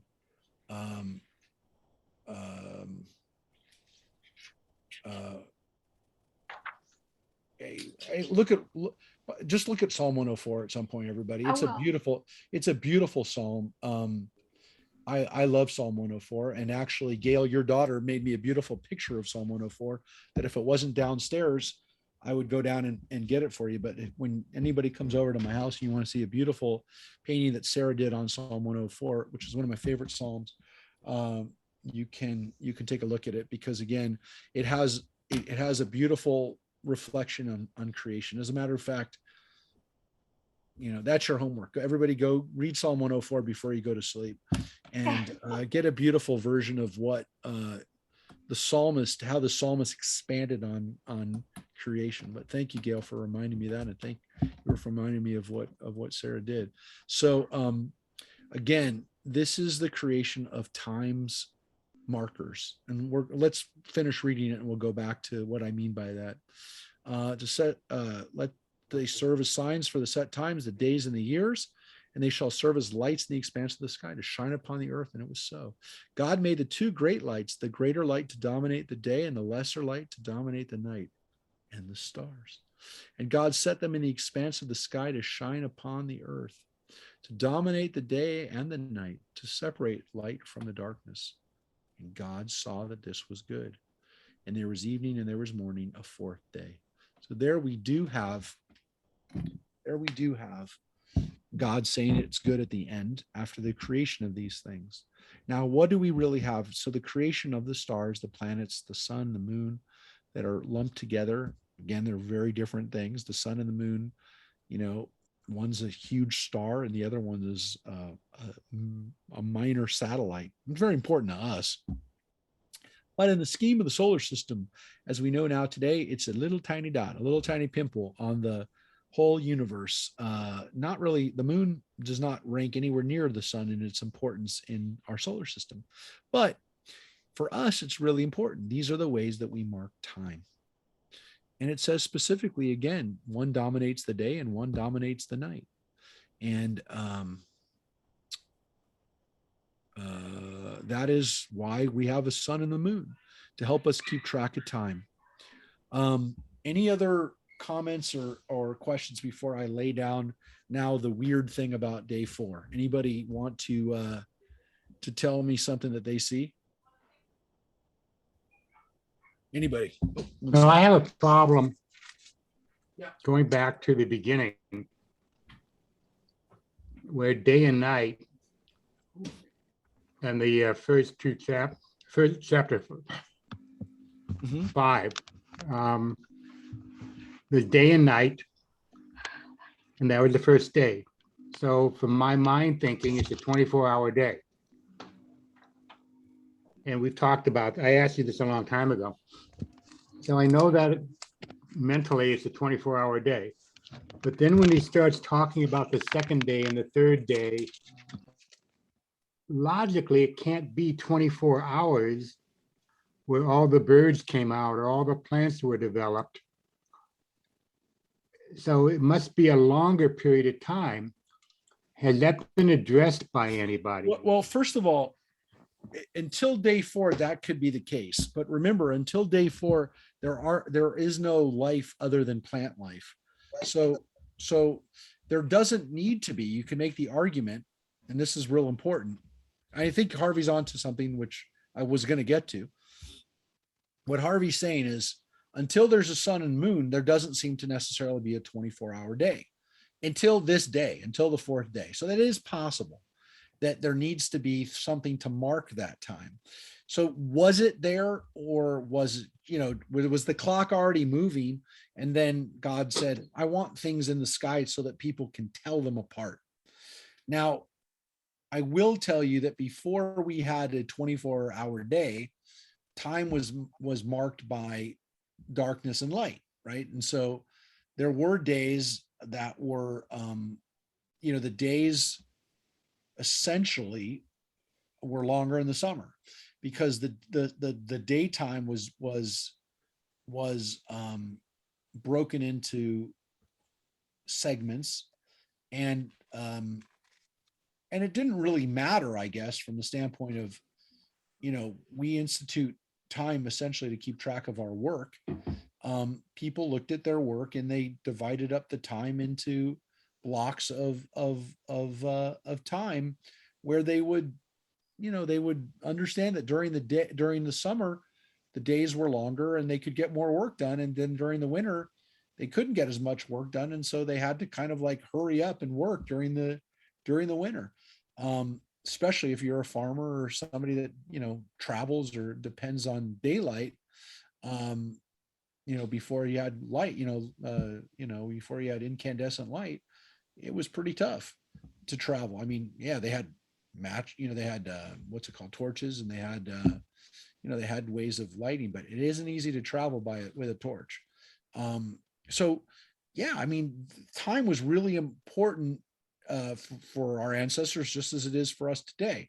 Probably again, the importance of marking time down to the second or the millisecond wasn't like it is for us today, but the creation of these objects in the sky, Harvey, allow for animal life to come after, because there's a recognition here that the sun and the moon allow for all life, maybe not plant life as you saw, but there was light. I mean, it's not like they didn't understand that plants needed light, but that the sun and the moon regulating time and keeping, and animals knew that there's time, that they needed those things. I mean, they understood and actually kind of talk about it, that when the rooster crows in the morning, when the sun comes out, that's a recognition that, day begins and that the sun is up and that, it's time for us to start our day. So they understood that. So if there's always light, or what separated light and darkness before that, there's a recognition that this has to happen. So that's why we have this day 4. I mean, that's the point I wanted to make. The reason why day 4 comes out of place is because what we have in the creation story here in chapter 1 is a creation story that's very much based on God creating regions and then populating those regions with things. So what God does on the first day, what does God create on the first day? God creates what on the first day? Light, right? Mhm. Which is also time. So what does God create on the fourth day is God creates the things that mark time. So it's as if God creates the sphere or the vessel, if you will, on the first 3 days of creation. And then on the next 3 days of creation, it's beautifully paralleled where God fills each one of those things in order. So rather than a creation of, the land, sea, whatever, there's a parallel between days 1, 2, and 3, and then days 4, 5, and 6. And you'll see it clearly. You're seeing it now for the first time in day 4 when we have the creation of the sun and the moon and the stars. And so the firmament is there. We read about that on day 2, but the firmament is where, again, the lights are kind of in the firmament above us. And so the view of our ancestors was that those lights are there to help us keep track of time, help keep track of the seasons, right? Because the stars helped us figure out the zodiac patterns, and the patterns in the sky would help us figure out what time of year it was. And they recognized that. And so they saw that as God's way of helping us by putting things in our world so that we could now tell time. We have the creation of time, and now we have time. So understand this may be a totally different way than you've ever seen creation, but it really is very clear now when you look at it now that this is what happens. Day 4 is the match of day 1, and it allows for light to now be represented in this world by a sun and the moon, by stars. Time is now fixed, and that's why it says here, right here, they shall serve as signs for the set times, the days and the years. So the purpose of these lights is for there to be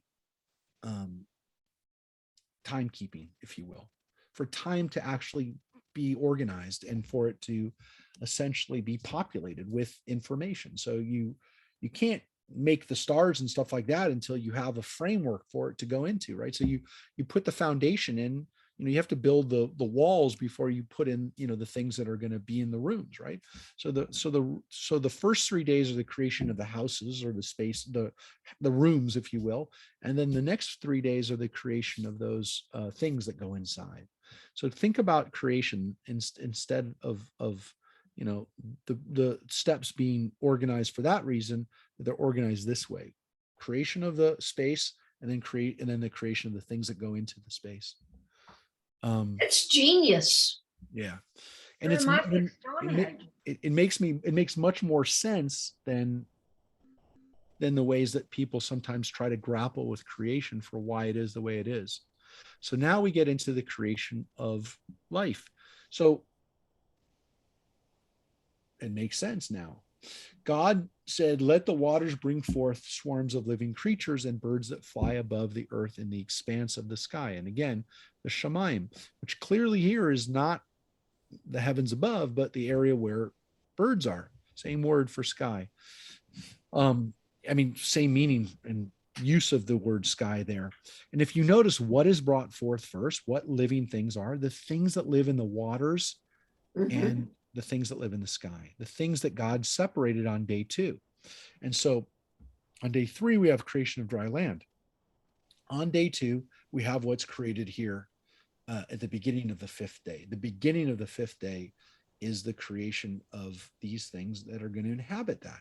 Now, what's so cool about this is it says God created the great sea monsters and all the living creatures of every kind that creep, which the waters brought forth in swarms, and all the winged birds of every kind. And God saw that this was good.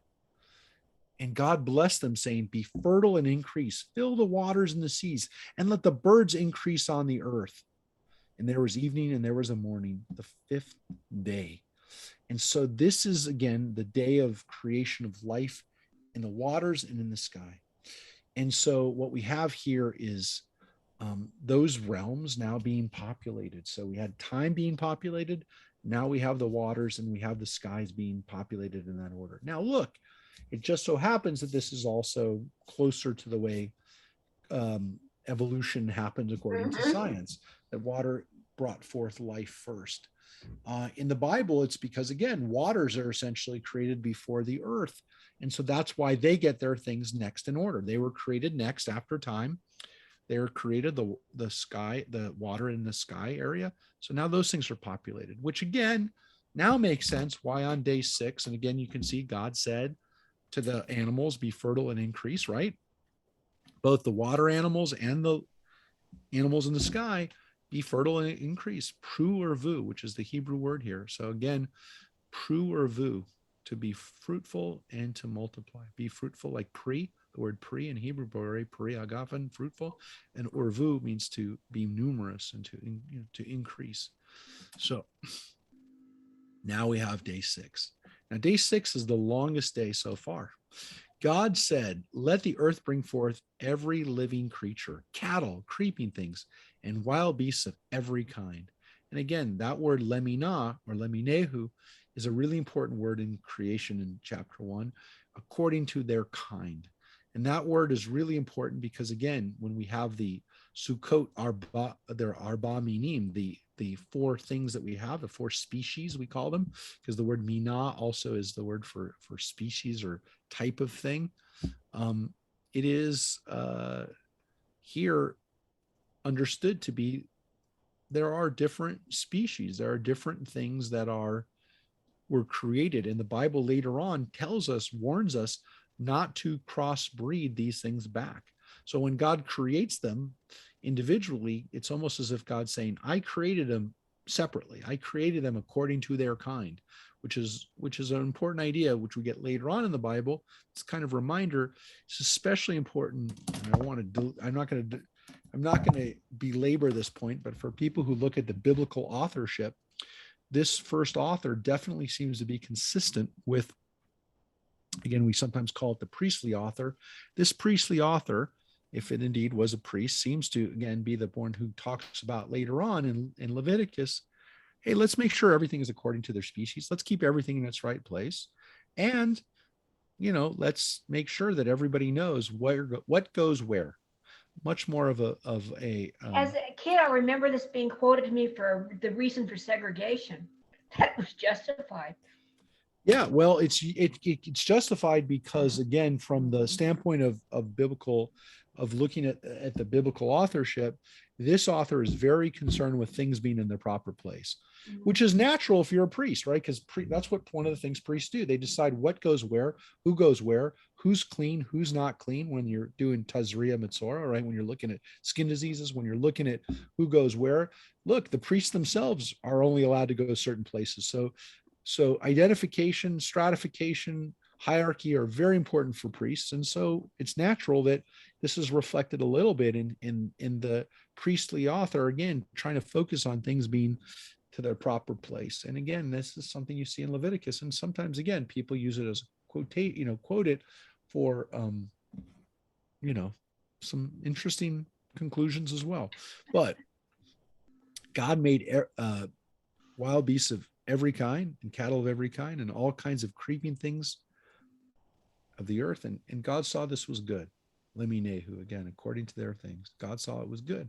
And there God said, this was good. So after the creation of all the land animals and all those creeping things that are on the land, that's a step. God saw that it was good. So that's a demarcation. There's a space right there. God creates animals, land animals, it's good. And again, there's separation here, distinction between wild beasts, chayot, and behemah, right? I want to make that clear too, that there's a chayot are wild animals, literally means life. But behemot are the words that we use usually for generic term for domesticated animals, meaning cattle, donkeys, horses go into the behemoth. They go into that category of and then it says according to their kind and each according to their kind. So there is a separation between those. Look, there was an understanding that there are certain animals that are wild animals, and there are certain animals that are distinguishedly, we distinguish as kind of animals that we can domesticate, that we can take care of. Interestingly, there was probably a point in time where a dog was definitely more of a chayot, right? It's a wild animal, and then suddenly the dog became a little bit domesticated. I don't know that it would ever be considered a behemah, or a cat, right, would be considered a behemah, but it is an interesting distinction we have in the Bible between wild animals and domesticated animals, animal that you could have around the home or around your farm. And there's understanding that they're different. So even within animals, there's a distinction. And of course, then there's other category of creeping things on the earth. That would include, lizards, reptiles, those kinds of things, and also rats and other kinds of things that, they're not really wild animals and they're not really domesticated animals, but they can surely go around our house and kind of inhabit another category. So we see that when we get to kashrut, you'll see that these things are differentiated. And essentially, again, behemoth, animals that are domesticated, are much more likely to be kosher and suitable for eating. They translated the word behemah as cattle, but it really, interestingly, I want to see what Friedman translated that word, whether he translated it as wild animals or see what he said. He called them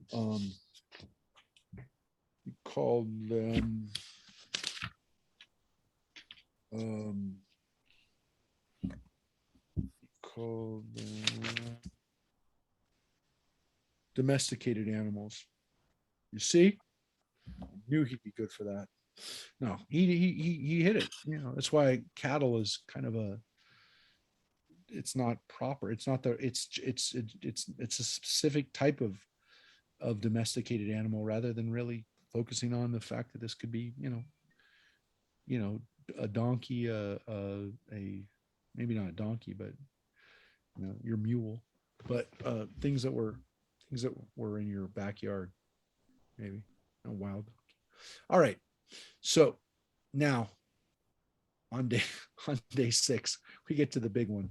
The separation between that, we said God said it was good so far, and then God said, let us make man in our image, after our likeness. They shall rule the fish of the sea, the birds of the sky, the cattle, the whole earth, and all the creeping things on the earth.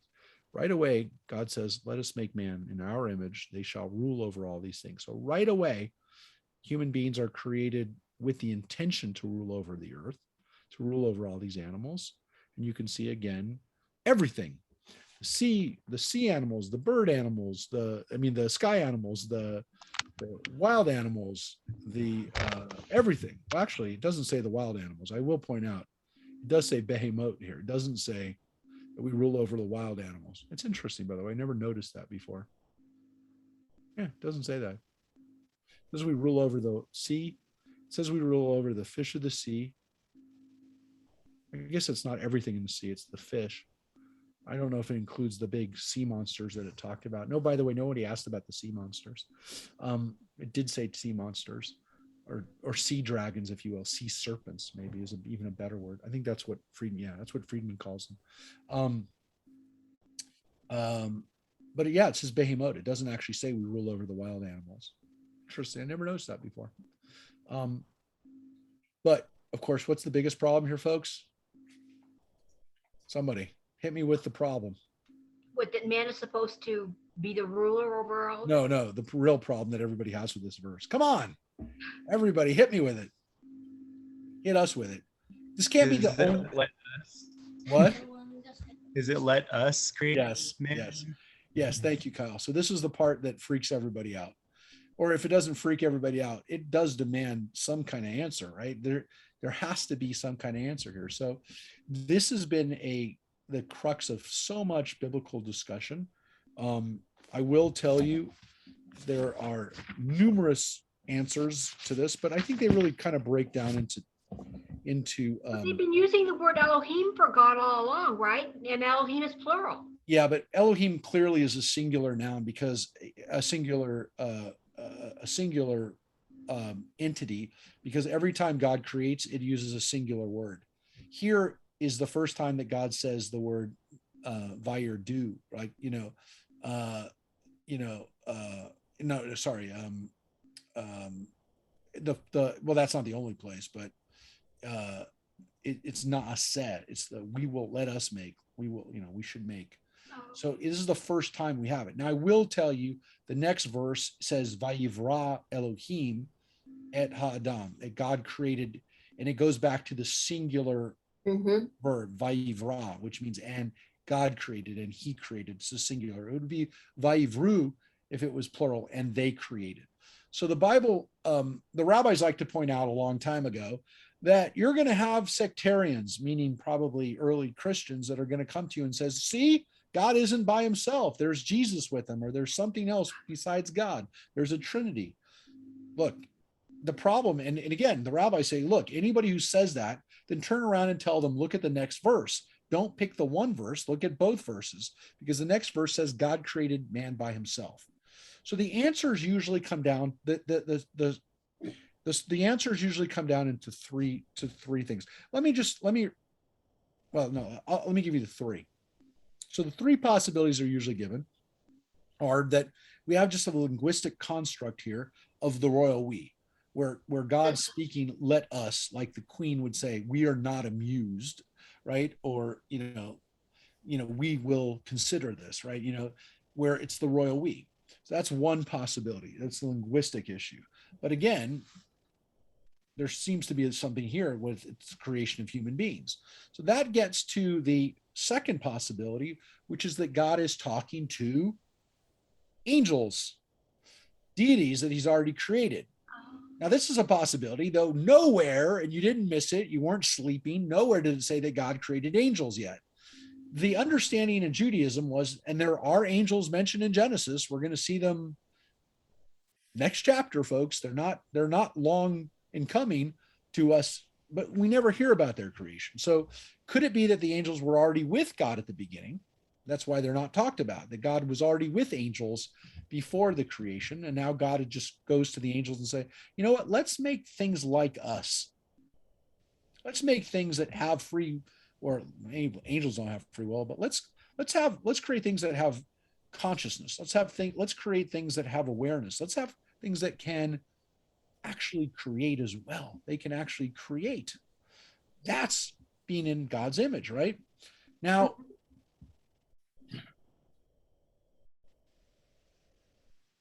that's probably the most traditional answer, is the second. There's a third possibility, which is not talked about a lot, but I was talking to some kids about this recently, and you know what the kids offered? They asked for a very interesting answer. Does anybody know what another possibility is? It's a traditional answer, by the way, and it's one that these kids came up on their own. Anybody? What's another possibility who God's speaking to now? Anybody? Pop in. The kid said what if God's talking to the animals?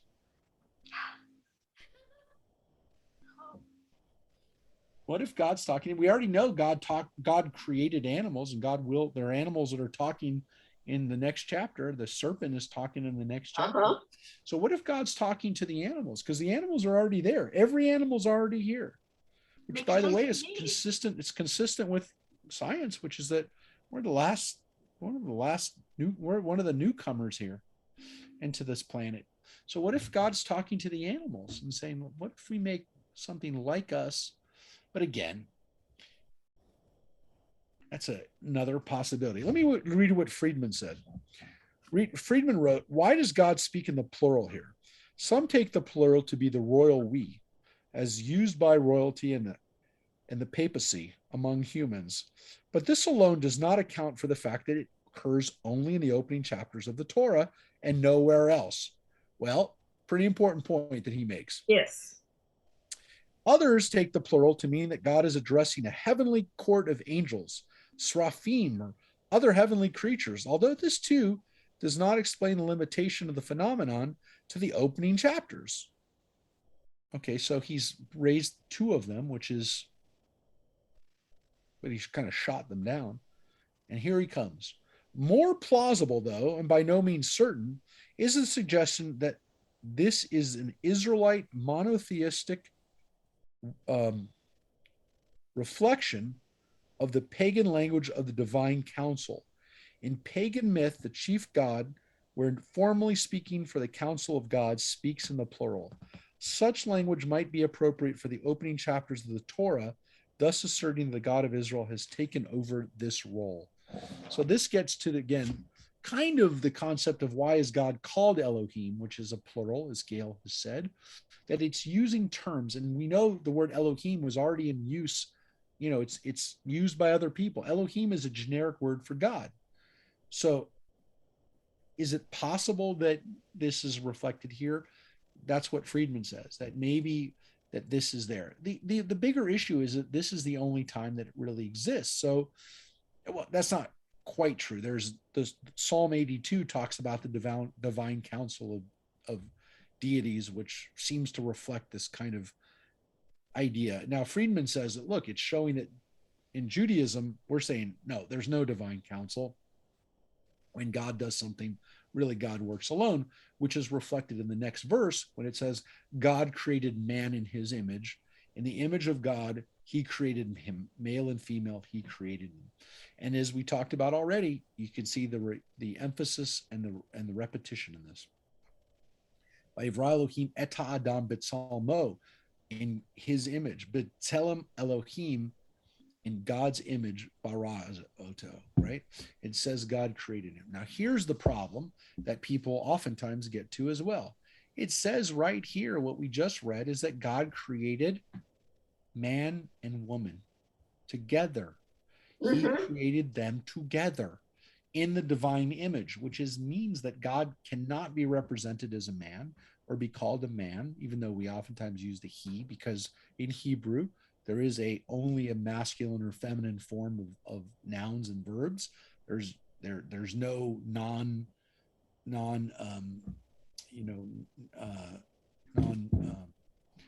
I forget what the word now, just blanked on the word, but there's no it's not like in English where you can say I, and it's not male or female, right? It's a non-descriptive not gender-based pronoun. We don't have those.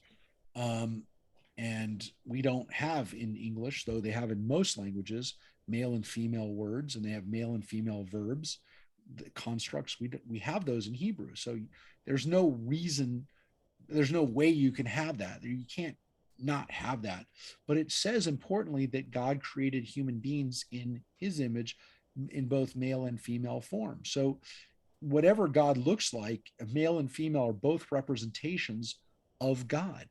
And so that's very important to know that immediately in this story, if we're created in the image of God, then we're both then God is both male and female, is not only male, because it says that both were created at the same time. Now, again, How do we rectify this with the story we're going to read next week? Well, we'll talk about that next week when we read the story of the creation of Adam and Eve. But notice again in this story, we're created at the end and we're created both male and female at the same time. We'll talk about it again next week when we get to it. So You go back to the paragraph 26. yeah. Let us make man in our image. What is the definition of our? If God was the only person or only supreme Entity. being, what is the definition of our? Well, the issue is here it's the word betzal menu, and you can see the word tselem here is image or reflection, or today we use the word tselem is the root for photography in Hebrew, which is image, right? Betzal menu is our. Betzalmo here is in his image, in not in our image, but Salmo is in his image. It's the male form. It would be Betzalma if it was a female form, but Betzalmo means in his form. And then you have the word again here repeated, Betselem, in the image of God. And that's what we say, Betselem Elohim. By the way, this phrase right here, these two words, Betselem Elohim, in the image of God, is a very crucial idea in Judaism, which is that we are created in the image of God. When we look at a person, we're seeing the image or reflection of God. We're seeing a vision of God in and that's what the word Betselem is, right? It is there, but our image is Betsalmenu. It is a plural form of it. There's no question that word is so. This is a naaseh is we, let us make, we make. Betsalmenu is our image, and kimotenu is our likeness. These are all plurals. And then this is plural too, vayirdu, which is, but that's them. Let them rule the fish, the sea, etc. Vayirdu is the plural, but it's the plural for the humans. So in this, though, it is not plural. For sure, it's not plural. Okay. Is So there it's also, contradictory. well, there's another construct, and the other construct is the possibility, just like we talk to ourselves, we have a mental component, a physical component, or an emotional component, or a spiritual component. There are times when we talk to ourselves, we look at ourselves with different aspects, and sometimes like a schizophrenic, there's two aspects of how we see ourselves or how we communicate. Is it possible that there's an image component and then there's a likeness component? A likeness component is when we talk to ourselves, sometimes we refer to it like the Queen with the royal we, but it's more in terms of the mental or emotional or spiritual aspects. It's more than just ourselves. It's multiple components of us. Yep. I will tell you that there's an interesting thing here too, which I never noticed before until we had this discussion. But I really like that idea, David, that this is the different aspects of it. And maybe even to buttress that, though, there's an interesting, I'm going to have to look this up, because if no one's ever said, somebody must have said this before. So I'm going to caution here by saying, I don't think this is what we call a chiddush, which is a new insight. A chiddush is something that's new. I don't think this is a new insight, but I'm going to lay this on you right now based on what you guys are all saying. Again, here we have in our image and in our likeness, which is demut. The word demutenu is our image, but demut is a likeness, and in our likeness.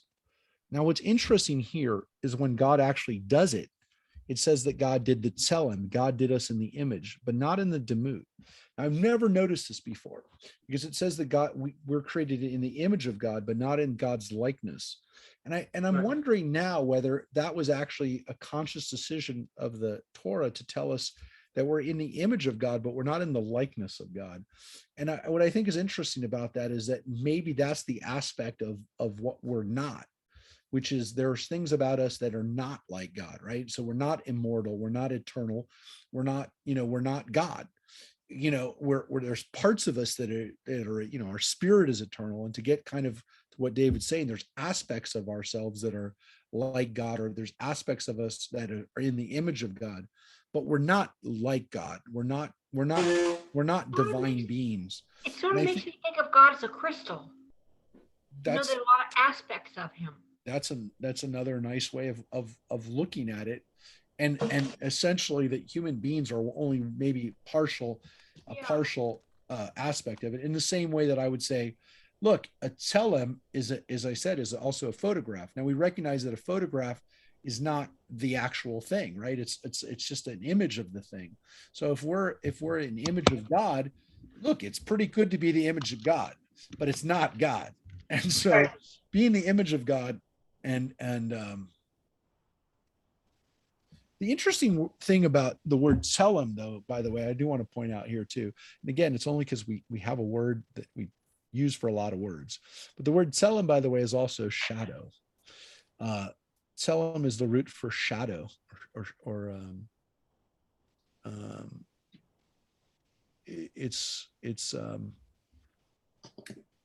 it's like, yeah, I mean, it's like being in the shadow of something.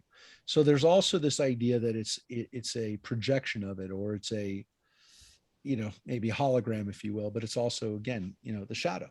So like the most, like probably the most famous version of the word shadow, or shade, if you will, that we have, or not shade really, but shadow, or I don't know how else they translate it today, but the valley of the shadow of death, right? We say Mhm. the gates al mavet, in the valley of the shadow of death, and it's Sal Mavet, which is the Tselem, or the shade of Mavet, of death, which we understand it's not a good place to be, in the shadow of death, but it's not death. It's not death. So being in the valley of the shadow of death is being in the presence of death, excuse me, in the shade of death, but it's when death is over us, but it's not death. And this is to the opposite, to the full contrary. This is the shadow of God.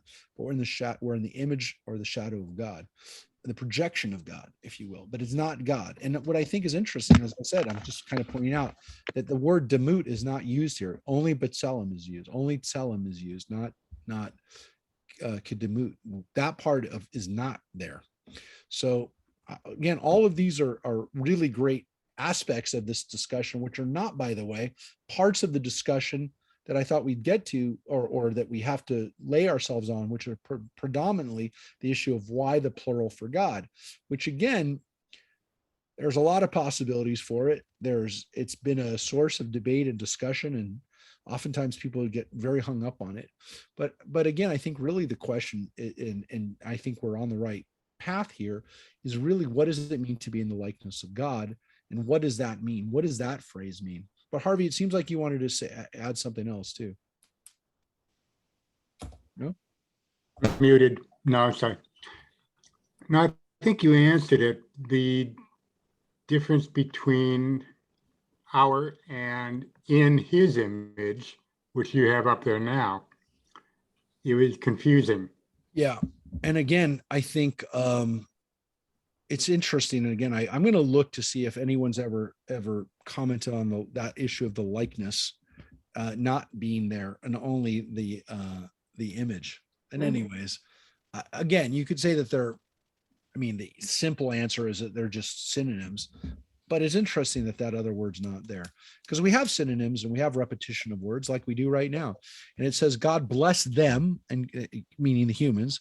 It says, be fertile and increase, fill the earth and master it, rule the fish of the sea, the birds of the sky, and all the living things that creep on the earth. That's the charge to human beings. And some people say that this is a commandment, though traditionally we don't think of this as a commandment, even though God is saying to us, be fertile and increase, pru or vu, the same thing that God told the animals. For that reason, we oftentimes say that this isn't a commandment, because God wouldn't command animals and humans to do the same thing. When we have a commandment, it's only for us. It's not something that animals would do. The other thing that we oftentimes remind people is that for people who don't have children or can't have children, why would God command something to people who can't do something, right? God wouldn't say to people, be fertile and increase if they couldn't possibly do it. So we don't really consider this a mitzvah. We don't really consider this a commandment. It's clearly the intention for human beings to be fertile and increase. But as far as a individual commandment that people have, doesn't necessarily mean that. I will tell you that doesn't mean that there aren't Orthodox rabbis who tell their congregants, and specifically will tell married couples, you have a commandment to be fertile and increase, pru or vu. How do you define how many children you have to have? Well, that oftentimes is a discussion that they have with their rabbis of how many children they can afford to have or how many children they're supposed to have. But listen, is it really something that should be considered a commandment when animals are told the same thing? So it seems to be more of an exclamation of go now and do your thing. Do what you're supposed to do. Now, based on this, folks, too, as we're going to wrap up because we're almost done. As you can see, we spent this time on one chapter, and we're actually going to rush through the last day, which, by the way, it's created on the seventh day, but we're going to read it. When it says to be fertile and increase and to master these things, based on what you just read, you would think human beings, you can eat anything you want on the planet. But human beings, I will tell you, as a vegetarian, God said, no, I give you every seed-bearing plant that is upon all the earth and every tree that has seed-bearing fruit. They shall be yours for food. Human beings are not originally given permission to eat anything they want. I will tell you, that doesn't mean that they're not later. We are going to read next week that they are given permission to eat animals. And so God clearly gives them permission, but not at first. But not only that, animals seem to not want to eat other animals. To all the animals on all the land and the birds of the sky. And here it says chayot, including, by the way, wild animals. And to everything that creeps on the earth in which there's a breath of life, I have given all green plants for food. And so it was so. So when people say, well, what happened on Noah's Ark? Well, that maybe means that on Noah's Ark, they only had to put out vegetables, that even lions back then were eating green plants. So when God looks at everything that's created, all the animals, all the previous days of creation, going back all the way, because God saw all that he made now. It says, Kol asher asa, everything that he made, found it was very good. And here we have the word tov me'od.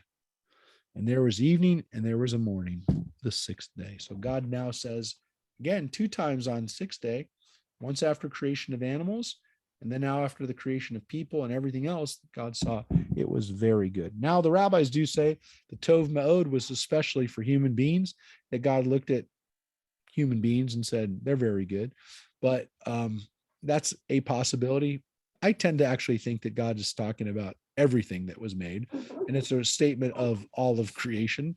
But the rabbis did like the idea that maybe he's talking to us. But here, it definitely seems to be that God saved us for the end of creation, creates everything for us, and again, creates a beautiful world for us, a beautiful world. And God says, and again, this is technically chapter 2, but it's definitely part, and it's very silly that somebody broke it here. It was not the Jewish people, as we've said before. The breaks in the Bible were put by Christian scholars. We don't consider this really a separate idea. The heaven and the earth were finished in all their array, which is B'chol Tzva'am. And this is the part that we sing at the Kiddush. Vayhi Erev, Vayhi Voker Yom Shishi. We read the end of the sixth day, and it says, Vayichul Hashemayim v'aretz v'chol tzva'am v'yachal Elohim b'yom hashvi v'malachto asher asah. The heaven and the earth were created, and on the seventh day, God finished the work that he'd been doing, and he ceased on the seventh day from all the work that he had done. And God blessed the seventh day and declared it holy. And again, he blesses it by Varech Elohim. So it says he ceased. He blessed.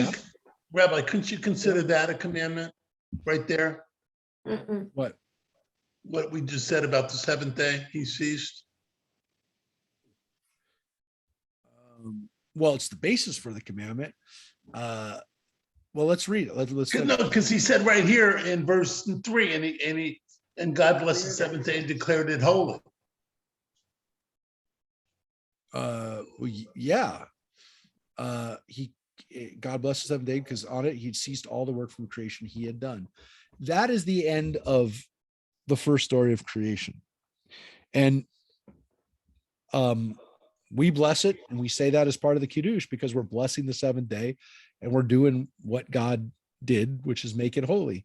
So we kind of remind ourselves of God's creation and God's active ceasing of creation on that day. And it's obviously one of the main reasons we celebrate Shabbat, the Kiddush, and kind of the Bible tell us we also do it to remember our Exodus, right? We also, there's two things we remember on Shabbat, the creation and then also the Exodus. A universal thing for everybody of all humanity, of all life, was creation. And then the particular unique thing to Judaism, which is Shabbat, is a reflection of the Exodus, which happened to us. So we actually talk about both of them as reasons to celebrate Shabbat.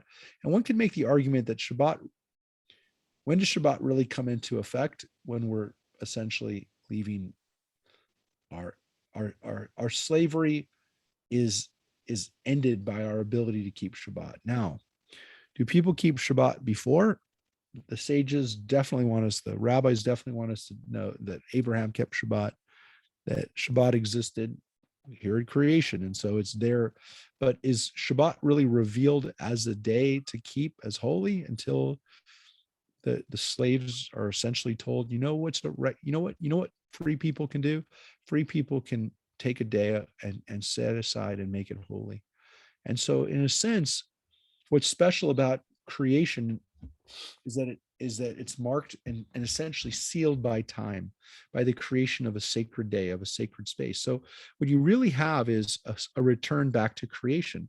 So to day one, because you have creation of time, you have creation now of sacred time.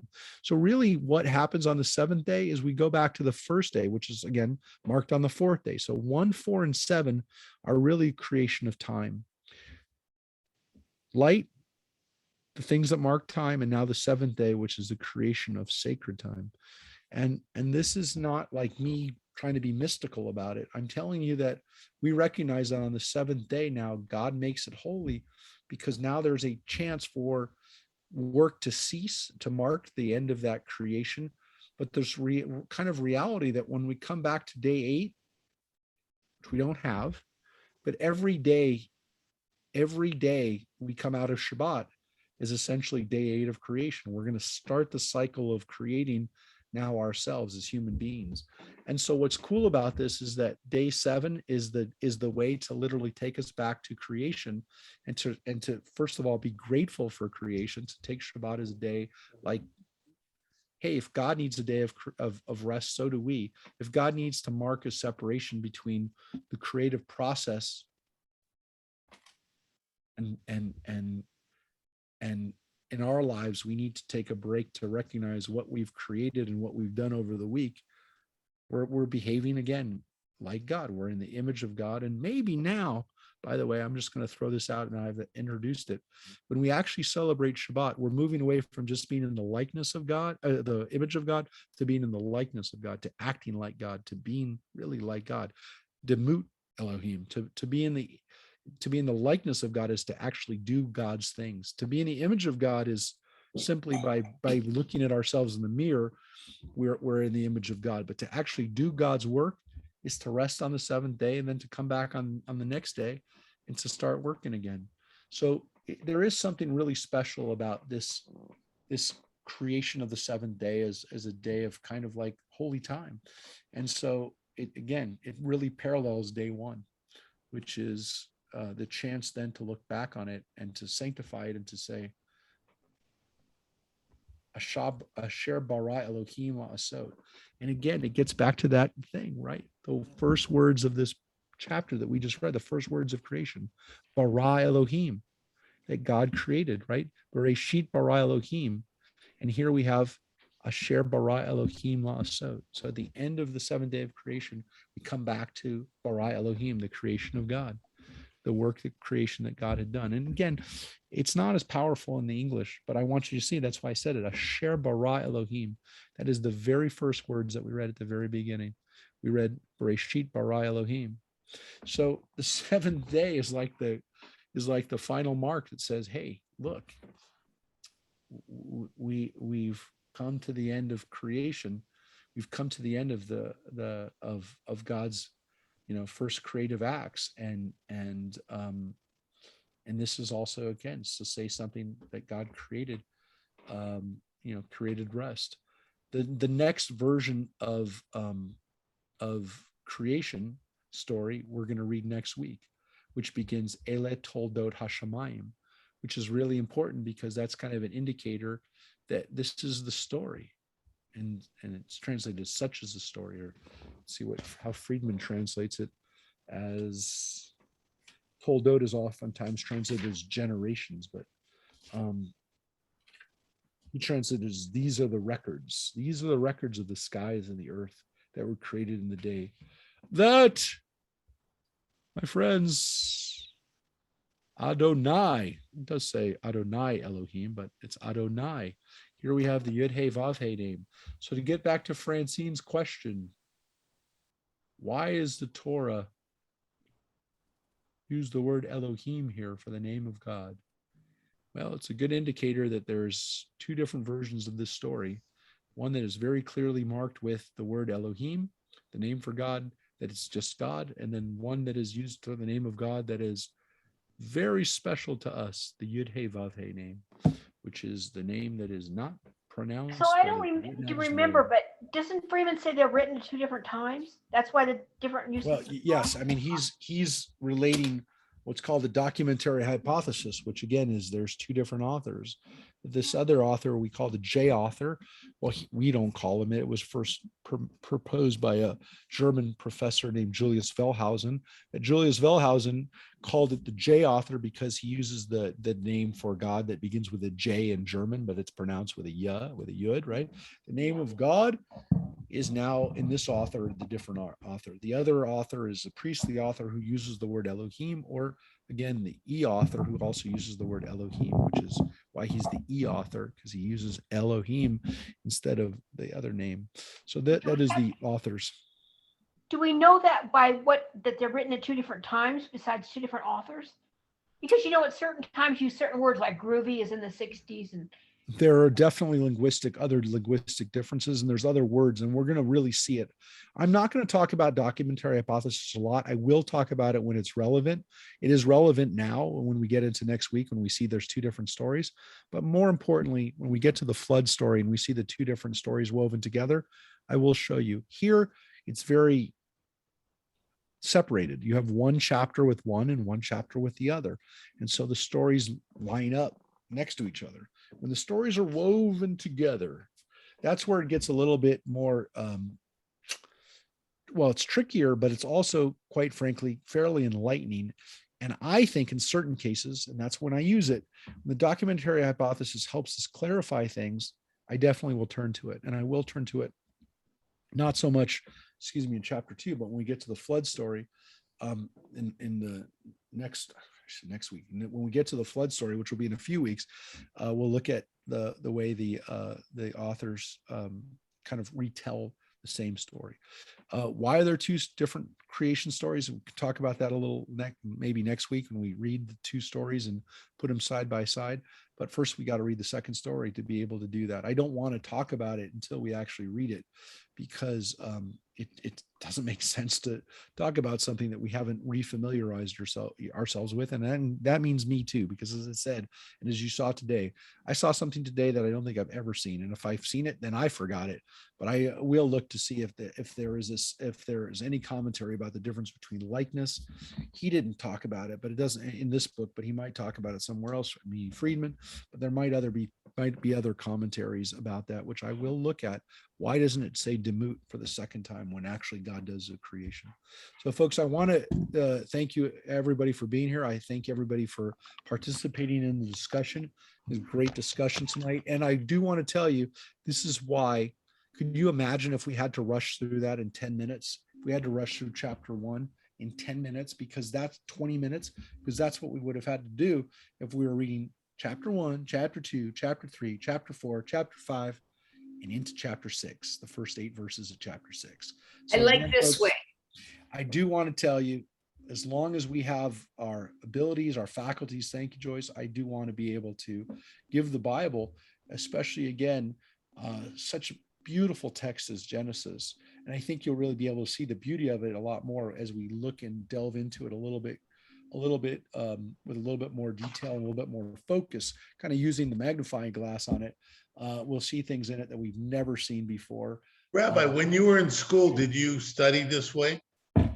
At different times in different places, and with people who, it's always been tough because very rarely were there the types of discussions.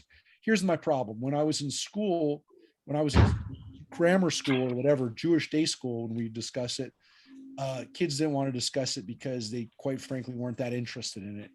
I was, and it made me a little bit of an outcast. Honestly, I mean, not an outcast, but people looked at me like, what's your problem? So what's your You do that now. major malfunction? You seem to be way into this Bible stuff. And again, it wasn't like I was a religious fanatic. I found the Bible to be such a compelling book that I wanted to read it all the time.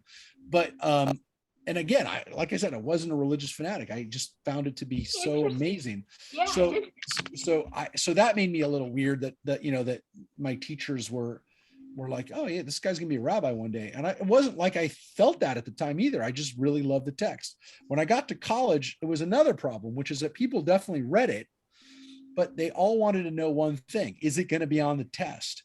And so the problem in college was that people would take, they would take Bible courses, and they were, it was high level critical thinking. I took this, I took 7 or 8 classes with Richard Friedman. But the problem, when I told you, I even student taught once for him. But again, when I student taught, it was even worse because people literally came up to me and said, what's going to be on the test? And to me, reading the Bible for that big question of what's going to be on the test, that's also deeply disturbing, because by the way, we are reading it for what's going to be on the big test, our final but was not their test. It was not the test that they were looking at for the end of the quarter. They were not looking at the midterm. It was not what that was, pretty focused. So again, I've never really until I was able to kind of let other people read it, that will do that. And again, when I decided not to be a Bible professor was when essentially I came to the conclusion that I don't want to read Bible with people who, number one, are really only interested in reading it from the standpoint of what's going to be on the test. Or are we going to have a test, Rabbi? No, exactly. We're never going to have a test.